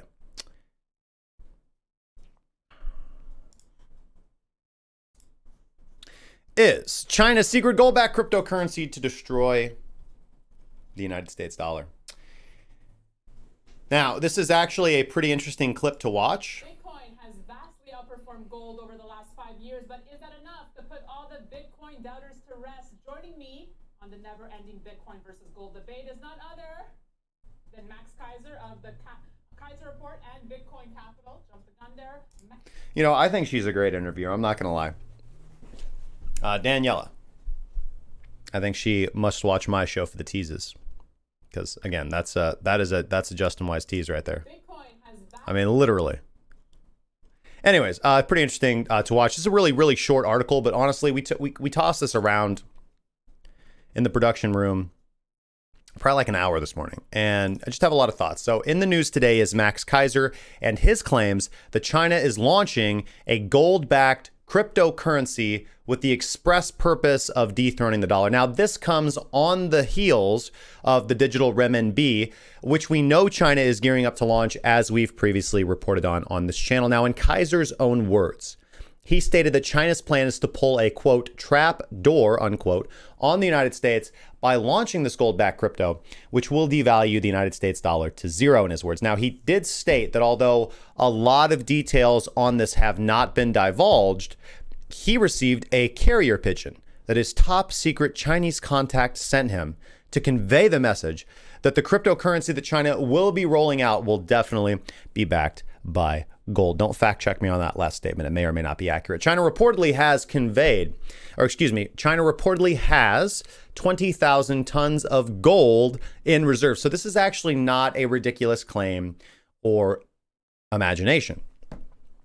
Now, Kaiser did on this interview affirm that Bitcoin is a superior form of currency than gold or dollars, as he rightly should, because it is. Now, it is important to note that there is already a gold-backed futures yuan contract that was launched in 2018 for the purchase of petrol and is fully convertible into gold on the Hong Kong and Shanghai exchanges. That already exists. So that is kind of the lead up that this is absolutely something that could happen. This is absolutely a possible scenario. Now, you know, I do definitely want to convey the reservations and the hesitations of the production team on this channel, because the reality is, you know, one of the big things that we talked about this morning was, you know, kind of what's the point of this? Like, why would China want to get into a decentralized or launch a decentralized cryptocurrency backed by gold? You know, that's not really China's modus operandi. They typically, if we look at what they're trying to do with the digital renminbi, I mean, clearly we understand. And if we look, I mean, I just read an article this morning about how in China, I'm not exactly sure what city it is, they just set up facial recognition software and video screens at intersections to discourage individuals from walking across the street illegally, in what we colloquially refer to here in the States as jaywalking. So basically, when you jaywalk in China, these facial recognition cameras will capture your identity and display a very large picture of you on these video cameras to basically socially inhibit you from crossing the street. Now, here's the thing. Maybe that worker bee mentality or philosophy seems really attractive to some of you guys in the audience, but it does not seem attractive to me. I don't want my personal data or information out there that I am not willing to disclose. And the idea that we're going to use my personal private information to dox me publicly on a video camera in the middle of a street, in the middle of a goddamn city, is unconscionable to me. So the mindset of a communist nation state and the mindset of a nation or a mentality based on freedom, because again, we can argue about loyalty to one's nation state. I think instead of being loyal to nation states, we should be loyal to ideas, because ideas are what provide the germ that create nation states. Nation states are created by human beings, by men and women who are willing to lay down their lives or sacrifice or build or contribute to build a community, to build a society. And then, as we always do throughout history, we empower up a centralized authoritarian government and we watch them knock down all our personal and civil liberties. I've seen it. We've just seen it. If you study history, you see it over and over and over and over and over again. It always starts with the money. It doesn't start with the money. I mean, it's a huge clusterfuck of shit that happens. But, they devalue the currency. They debase the currency. They devalue the currency. They destroy the savings of Main Street, whatever you want to call it. I don't know what they called Main Street in Rome. Probably like Main Street, and they always completely steal and fleece the entire population. And the ruling class has shifted masks and shifted faces, but it's always the same. It's always the same. It's always the few against the many. Unfortunately, throughout history, the many have never really had an opportunity to make things. Again, it's not about right of equity. It's not about distributing equity around to people. I'm not a socialist. I don't believe that's the answer. I think the problem is lack of education. I think that education needs to be significantly focused on in this country, and not. And again, this is controversial, but and there's a part of me that really wants to sympathize with the teachers that are striking everywhere, because I understand you guys got a tough job. I wouldn't want to be responsible for random snot-nosed kids, because it takes a lot of work to raise a respectful, responsible, thoughtful youth in today's world. I know. I have 3 kids, and that has been one of the main passions of my life, is to not have bitter, sarcastic, tech-obsessed,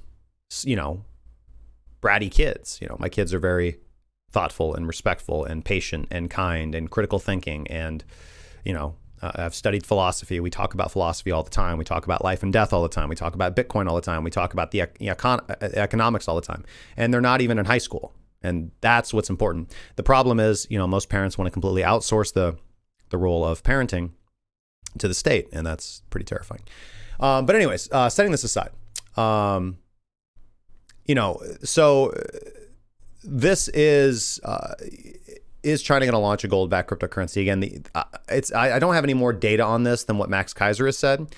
Now, the reality is that whether China has 20,000 tons of gold is just a matter of speculation. But Alistair McLeod, who's a well-known person on these matters, I could say, did estimate this number previously, and that's roughly the number that he came up. Now, what is probably true, though, is that whatever China has reported to have, they probably have more gold than that. They are definitely stockpiling gold. We do know this to be a fact. Now, something that we have to realize is that China's debt is huge, with an estimated amount of $34 trillion, and that far exceeds the United States' own $23 trillion in debt. So, just to recap, China's debt, 34 trillion. America's debt, 23 trillion, roughly. Now, it's possible that this gold that they're hoarding is being set aside to kickstart their economy or supplement their economy if the yuan collapses, rather than to be used as a weapon fiscally against the United States, would potentially be more logical. And again, we have to look at what is China's MO. Why would they be launching a cryptocurrency? Now, I immediately had these initial thoughts. Well, they want to displace Tether. They want to displace the United States dollar tether, because what would most likely be the case is that they're not going to be launching a distributed, decentralized cryptocurrency network. They're going to be launching a centralized system very similar to US dollar tether, or very similar to US dollar circle, USDC, where they are responsible and in control for minting. And their only, I guess, value proposition here is that you'll be able to see that for every, let's just call it the Chinese crypto, for every Chinese crypto coin printed, you can see that it's backed up by an equivalent amount of gold. I guess that's their only value added proposition, but it just opens up all the same flaws and holes of Tether. So we'll see. This could be nothing but rank speculation. So I definitely want to know what you guys think about this. Let me know, please, in the live chat. Let me know in the comment section down below. If you also leave a comment down below, you will get picked to be entered into a chance to win in our giveaway every single day for a random crypto comment giveaway winner. And shout out to this month's crypto comment sponsor, which is Spectre Security Coin. Make sure to go check them out at spectresecurity.io if you guys need any help with boosting the security of your website or your project. Spectre Security Coin has got your back. Good guys over there. Really, really good guys. Now,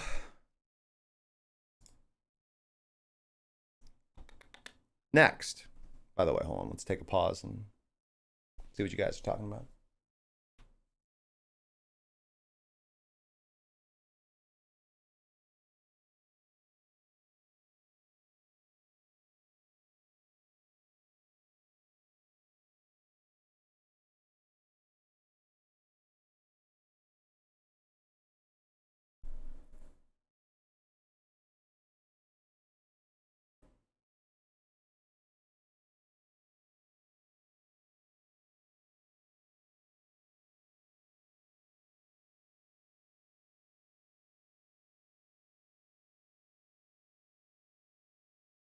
You know what I just realized?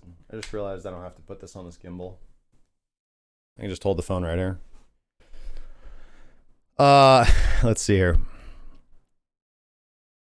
Ken D says, with the chai comms behind it, it has to be centralized. Otherwise, it does not compute in more ways than one. And Ricky Thompson says, China and crypto is for their purpose, not for crypto benefit. If it can make the state stronger, they will utilize it. And that's my entire take on it. Obviously, they wouldn't be doing this for the benefit of the world. They wouldn't be doing this to fill some need in the market. They would be doing it to benefit themselves.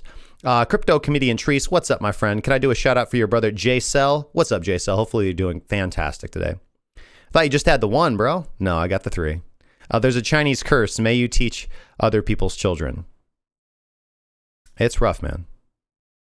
MBay22 says, not trying to push you towards socialism. Kind of sounds like every time somebody's tried to push me towards socialism, it almost always starts off with, hey, man, not trying to tell you what to believe or anything, but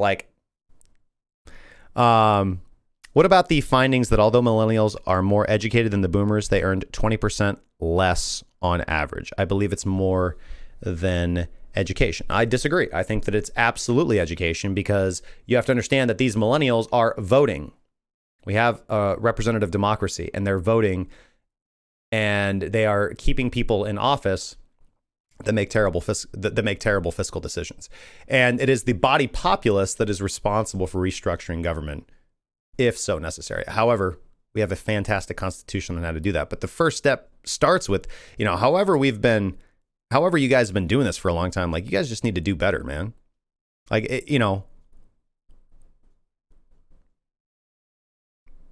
The world is rough, man. And I know that it's very, very easy. It can be considered easy for me to sit here. Listen, I work for myself. I don't work for anybody else. I am an investor. I'm a philanthropist. I get to do what I love every single day. I get to sit here and tell you guys about doing what I love every single day. Capitalism has been very, very good to me. I'm not denying that there are many, many holes for individuals in capitalism. That's why I strongly believe in private charity. I think that a lot of these gaps used to be filled by things like private charity and religious institutions and community help. We didn't used to have the homeless problem that we used to have in the United States. We've got a severe fracturing of social bonds. We have a severe fracturing of social inclusion. We have a severe fracturing of the identity of being kinsmen, countrymen. And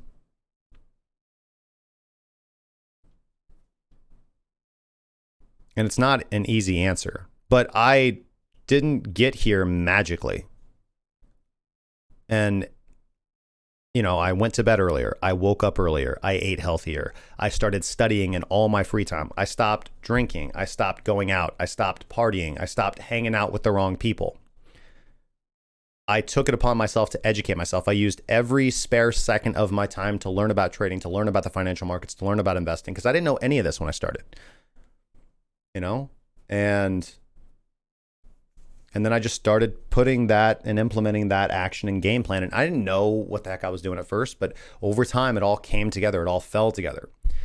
And I mean, that just started with being curious. Just started with looking around and realizing, hey, man, I'm 20. I don't know what the rest of my life's going to look like, but I definitely don't want it to look like, people that I see around me.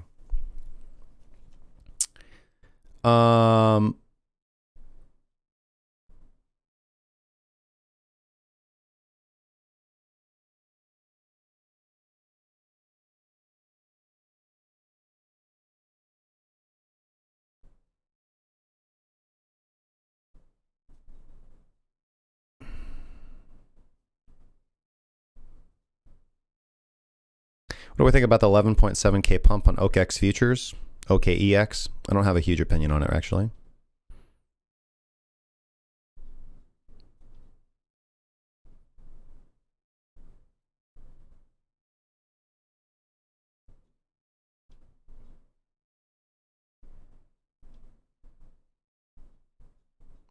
Show the support of your claim about China's debt, asks Mohammed Sikdar. I can't actually point you in any location. I didn't exactly pull that number out of my ass.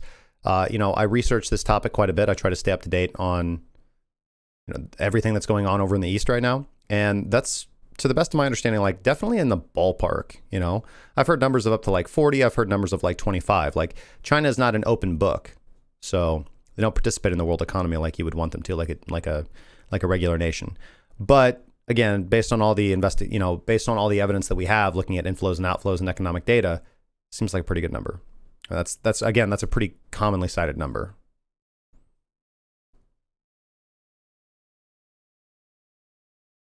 Okay. Next story.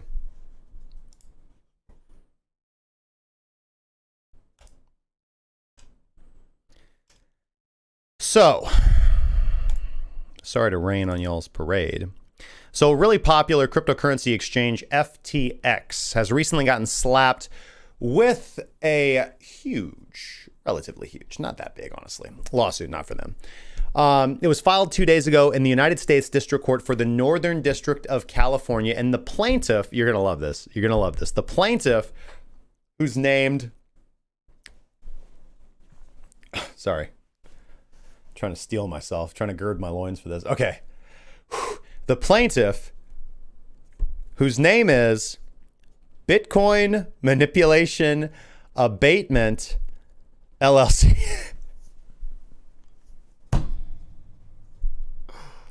Ooh, okay. All right. Bring it back. Okay. I can't do it. It's too funny.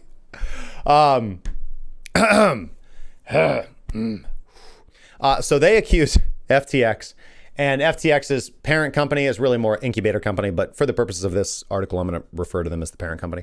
Alameda Research of a conspiracy of racketeering, market manipulation, price manipulation, and unfair business practices. So just a regular Saturday evening for a cryptocurrency trader. Now, specifically, the suit alleges that the defendants dumped future contracts worth 255 Bitcoin in an attempt to produce a cascading effect of stop losses, triggering and liquidations of long positions.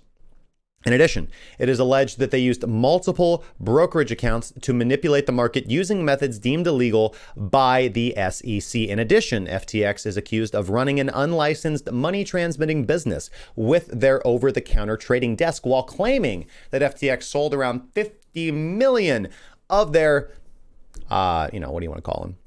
Tokens, they had an ICO, to U.S. citizens at steep discounts.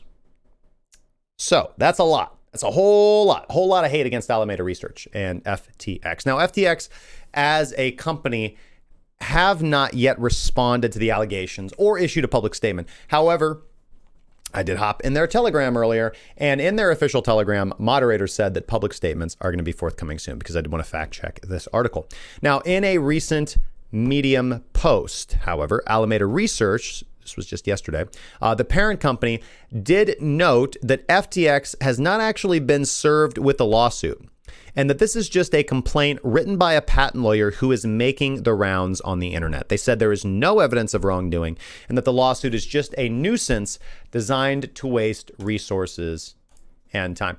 And I don't actually have their Medium article pulled up. Yeah, I don't actually have their Medium article pulled up. But let's dive into this a little bit more here.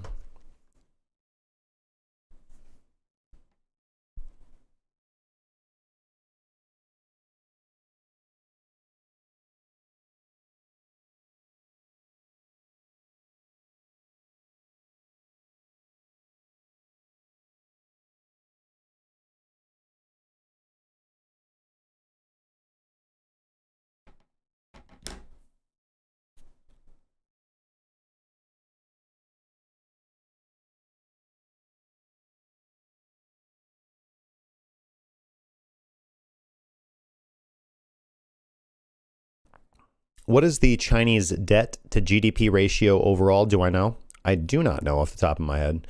But again, according to Thomas Ria, the world debt clock shows China's debt at under 10 trillion. So, without like diving too far down the realm of like gold buggery, and not that I have anything wrong with gold bugs, they're my second favorite people next to Bitcoin bugs. The reality is that there is a lot of evidence that shows that China is in a lot more debt than they are. And I am prone to believe that. I'm definitely prone to believe that. We're talking about a communist nation that has literally done any and everything they can with currency manipulation, with, again, done everything they can to get away with whatever they can. And why wouldn't they? They are literally the powerhouse over there. And they're also something that we haven't really seen in a long time, which is a truly mobilized nation state, behind I don't know how to put this without making it sound positive, behind very strong leadership. Most of the representative democracies in the world are very fractured, because there are some big things happening right now. We have a huge disagreement on the right and the left side of the political spectrum. We have a huge disagreement with really how we want societies to function. We have this huge argument over income inequality, which I don't think is the issue. I think it's education inequality, which is the issue. We have this huge, we have this just modern first world countries that practice capitalism and representative democracy are largely in trouble right now. And again, it's possibly a trouble. Like, again, we kind of go back to the central banks being monkeys, riding on a, I was talking with Samson Mao the other day. I think this is what he said, central banks being monkeys riding on top of a unicycle, balancing fruit or something like that. And, our monkey's pretty strong here in the United States, and I think that we've got a strong enough nation. I think we've got a strong enough system that we can get through this. Bitcoin does help fix this as well.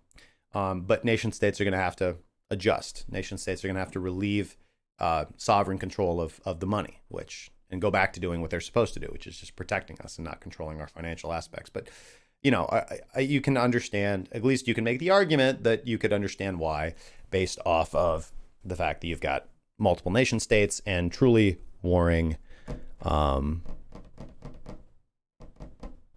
ideologies, around the world. So, who knows? The old, what is the price you pay for freedom? Blah, blah, blah, blah, blah, blah, blah argument is, you have people vehemently take both sides of the argument. But for me, it just comes down to individual liberty. It comes down to individual liberty. Either you are promoting personal growth and development and personal liberty and freedom and privacy, or you're not. It's that simple. The ends don't generally justify the means. Balancing 10 plates. Thank you, Sam. Thank you, Yasha.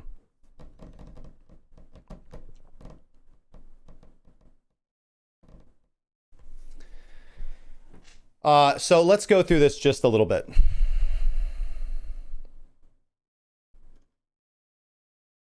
It's a nice stock photo right here. This is a good stock photo too. Here's the Medium post. I did want to take a look at this because I think this is kind of funny. Here's a blog post 2 days ago by Alameda Research, just titled Nuisance Suit. And it says, although we have not been served, a complaint written by a lawyer against Alameda has been circulating on the internet. The nuisance suit is riddled with laughable inaccuracies, including mistaking the entire business model of Alameda. Yes, we mistook the business model, Alameda. Clearly, we thought you wanted to make money when your business model was, again, just to get enough fish food to feed your koi pond.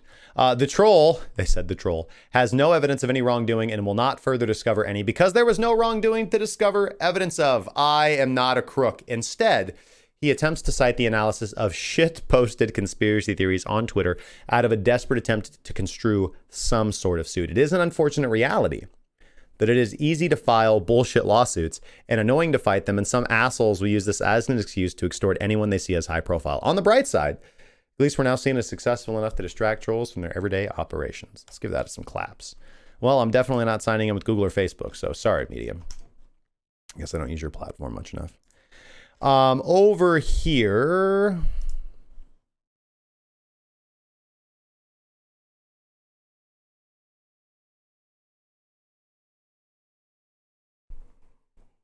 Ugh.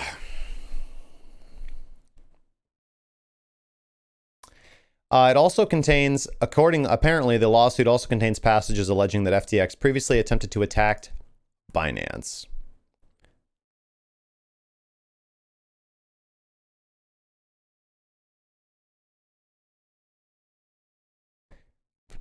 Only scanned, according to CZ, he tweeted, only scanned through the parts that explicitly had the word Binance. Honestly, all seems very far-fetched. We have resolved the issues long ago. So apparently they buried that old hatchet. Right here is the tweet from CZ. The complaint was filed by one Pavel I. Pogodin, Doctor of Philosophy Esquire. That is quite a title. Acting as an attorney through his company Consensus Law for Bitcoin Manipulation Abatement LLC, an unknown entity with virtual no online presence. However, public records show that there is a Bitcoin Manipulation Abatement LLC that was formed in March of 19 with Pogodin Pavel listed as the residing agent. God, I fucking love the internet. Registered in Puerto Rico. Registered on the 13th of March, 2019 at 10:01 a.m. Never expires. Active status. Designated office address is in Carolina, Puerto Rico, if you guys want to send them some mail and figure out what's going on.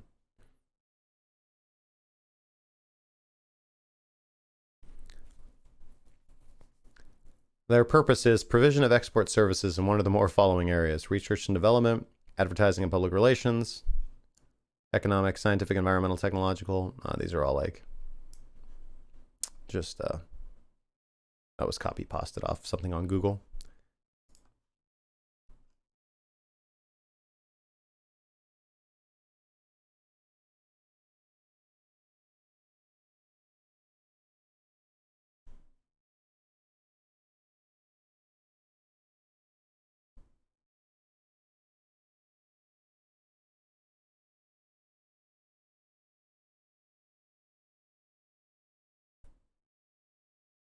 And this is talking about an incident that occurred back in September. CZ says, if you guys will recall back in September, CZ had tweeted out, a market maker from a smaller futures exchange tried to attack Binance futures platform. No one was liquidated as we used the index price for liquidations, our innovation. Only the attacker lost a bunch of money, and that was that. Zoop. I actually remember reporting on that. And then, yeah, CZ came back and said that it was an accident. He had a chat with the client due to a bad parameter on their side, not intentional, all good now. And while CZ never named FTX specifically, there was buzz that FTX was the client in question. And here they're just referencing the Medium article posted by Alameda. So we'll see where this goes. What do you guys think? You guys think, I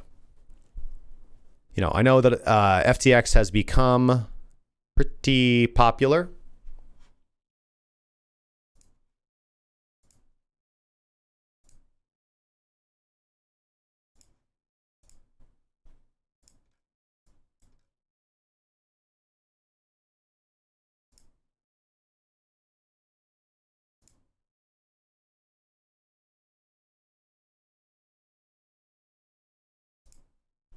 I can dig it. Give us that nice, good little doji, baby, and go right on up. Come on, Mr. Bitcoin. Let me know what you guys think about FTX. It's become a really popular exchange. I know that some people are trading off of over there. I haven't traded over there myself personally. Alex trades over there, and he quite likes it. If you guys would like to check it out and help Alex out at the same time, in the referral links channel in our Discord, there is an FTX link.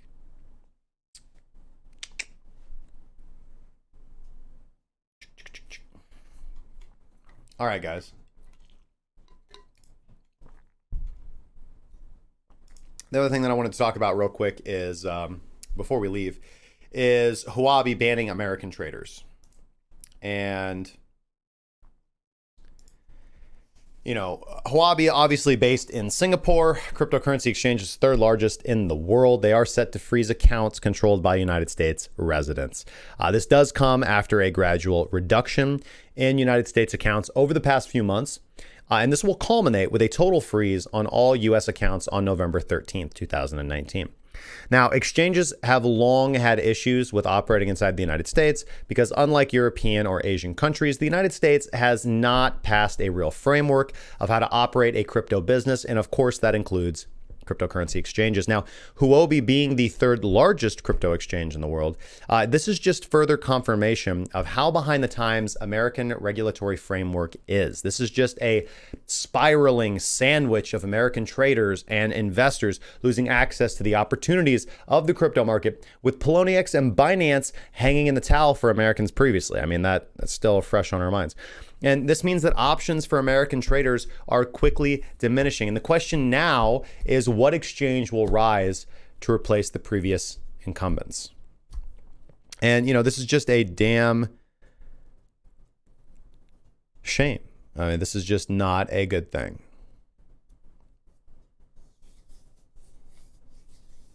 Because the exchanges that Americans have access to, typically don't have, the options for coins. Now, perhaps, I'm trying to find the silver lining in this, because for a lot of American traders who are trying to trade within the legal framework, we only have a couple options. You can either find the legal ways for you as an American citizen to trade on these exchanges, which there is a legal option, and you guys can find it if you just do some Googling. Or you're going to be using a VPN, which I think you should be utilizing a VPN anyways at all times, because it's nobody's business what your private IP address is. So, I mean, you should be using a VPN to watch me right now, because it's none of YouTube's business.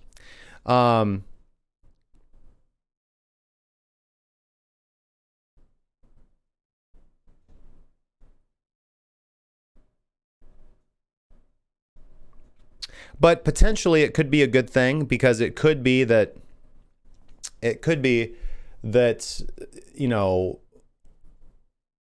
by having access to less markets, it could be that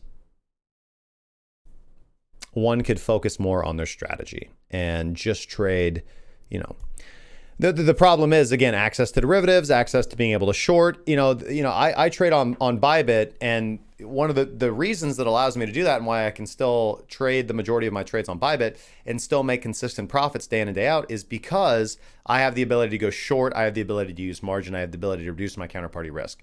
So we really need futures. We really need cryptocurrency exchanges in the United States to offer these same options to traders and investors as they do for Forex currently, and as they do in almost every other country around the world where this is understood and allowed.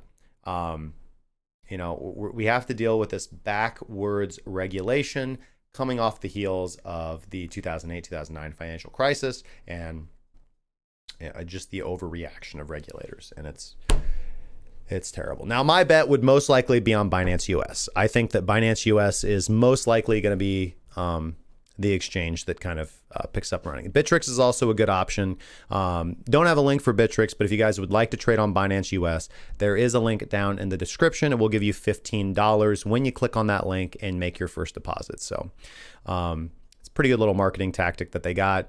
In Binance US, they've got some pretty decent people on their team. I did have an opportunity to talk with a few individuals from Binance US. They were at San Francisco Blockchain Week. Wasn't able to get a interview live, but again, they've got a pretty good team. And BAM Trading Services, again, they're put together pretty well. So we'll just have to wait and see. We'll just have to wait and see because we haven't really seen one of these American exchanges really rise above and impress me or wow me again. It took a lot to get me off of BitMEX to go to ByBit, and it's probably going to take me quite a bit to get off of there. But I am actively looking for a few other exchanges to do more trades on. FTX was the one that I was actually actively looking at the most. And really, this lawsuit doesn't really mean anything to me because that's their market making activities on another exchange. Big whoop as far as I'm concerned. The liquidity seems nice. And the way that they've got their contract set up seems nice as well. Again, I haven't done all of my due diligence yet. I have not deposited a single Satoshi onto FTX, so I'm not recommending that you do so. The moment I make a move, I'll let you guys know. All right, guys. I think that's a good time to phone her on in. And thank you so much for joining me for another exciting episode of Breaking Bitcoin. Of course, I've been your host, Justin Wise, lead analyst and senior mentor around these parts of the interweb. Make sure to hop in the Discord. That link is discord.crackingcryptocurrency.com to stay with us, to trade with us, to keep updated when we're not here in the live stream. We've got a whole lot of exciting stuff coming up in the future. I really can't wait to bring all of this stuff to you guys. We're working on so much stuff in the back end. It's absolutely amazing. I want to give a big shout out to Danny on Twitter, who won our Ledger Nano S giveaway. Also giving away these dice and that lino hat. I don't know if you guys can see it.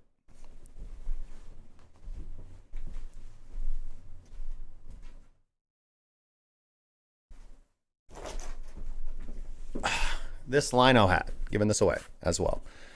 So, I actually I've had a busy weekend, so I need to send an email to the DLive team and get the results of the poll that we did. And I'll have that data for you guys. So I'll be sending that stuff out. I'll probably ask DLive to send that out to you guys as soon as we get that stuff figured out. Thank you guys so much for supporting the stream. Make sure to gently tap, or you can smash that like button if you're into such a thing, 2019 style. Leave a comment below. Let us know what you think about any of the news that we covered. Please let us know what we can do better, what we're doing terribly, obviously, so what we could do better on. Let us know what we're kicking butt on, because the team works really hard on the show every single day, and the support is greatly appreciated, guys. If you guys are interested in being professional speculators like myself, and you would like to push your skills to the next level, regardless of whether you're doing good in trading and you'd like to do better, take a look at what we're doing behind the curtain. If you guys are having difficulty with trading and you guys would like to just kind of reset and work with a team that knows what it's doing, make sure to check out premium.crackingcryptocurrency.com if you guys would like to work with our team. We've been doing this for a very long time, and we're very, very pleased at every new member that comes in. It's just an addition to our family. So anyways, guys, be safe. Trade safely. I will see you guys tomorrow, same time, same crypto network, 12 p.m. Central Daylight Standard Time, Monday through Friday, like a clock, except for San Francisco Blockchain Week. So if you guys have any comments, questions, concerns, sarcastic remarks, or death threats, leave them down there in the comment section too. And I will see you guys on the next one. Trade safely, guys. Bye.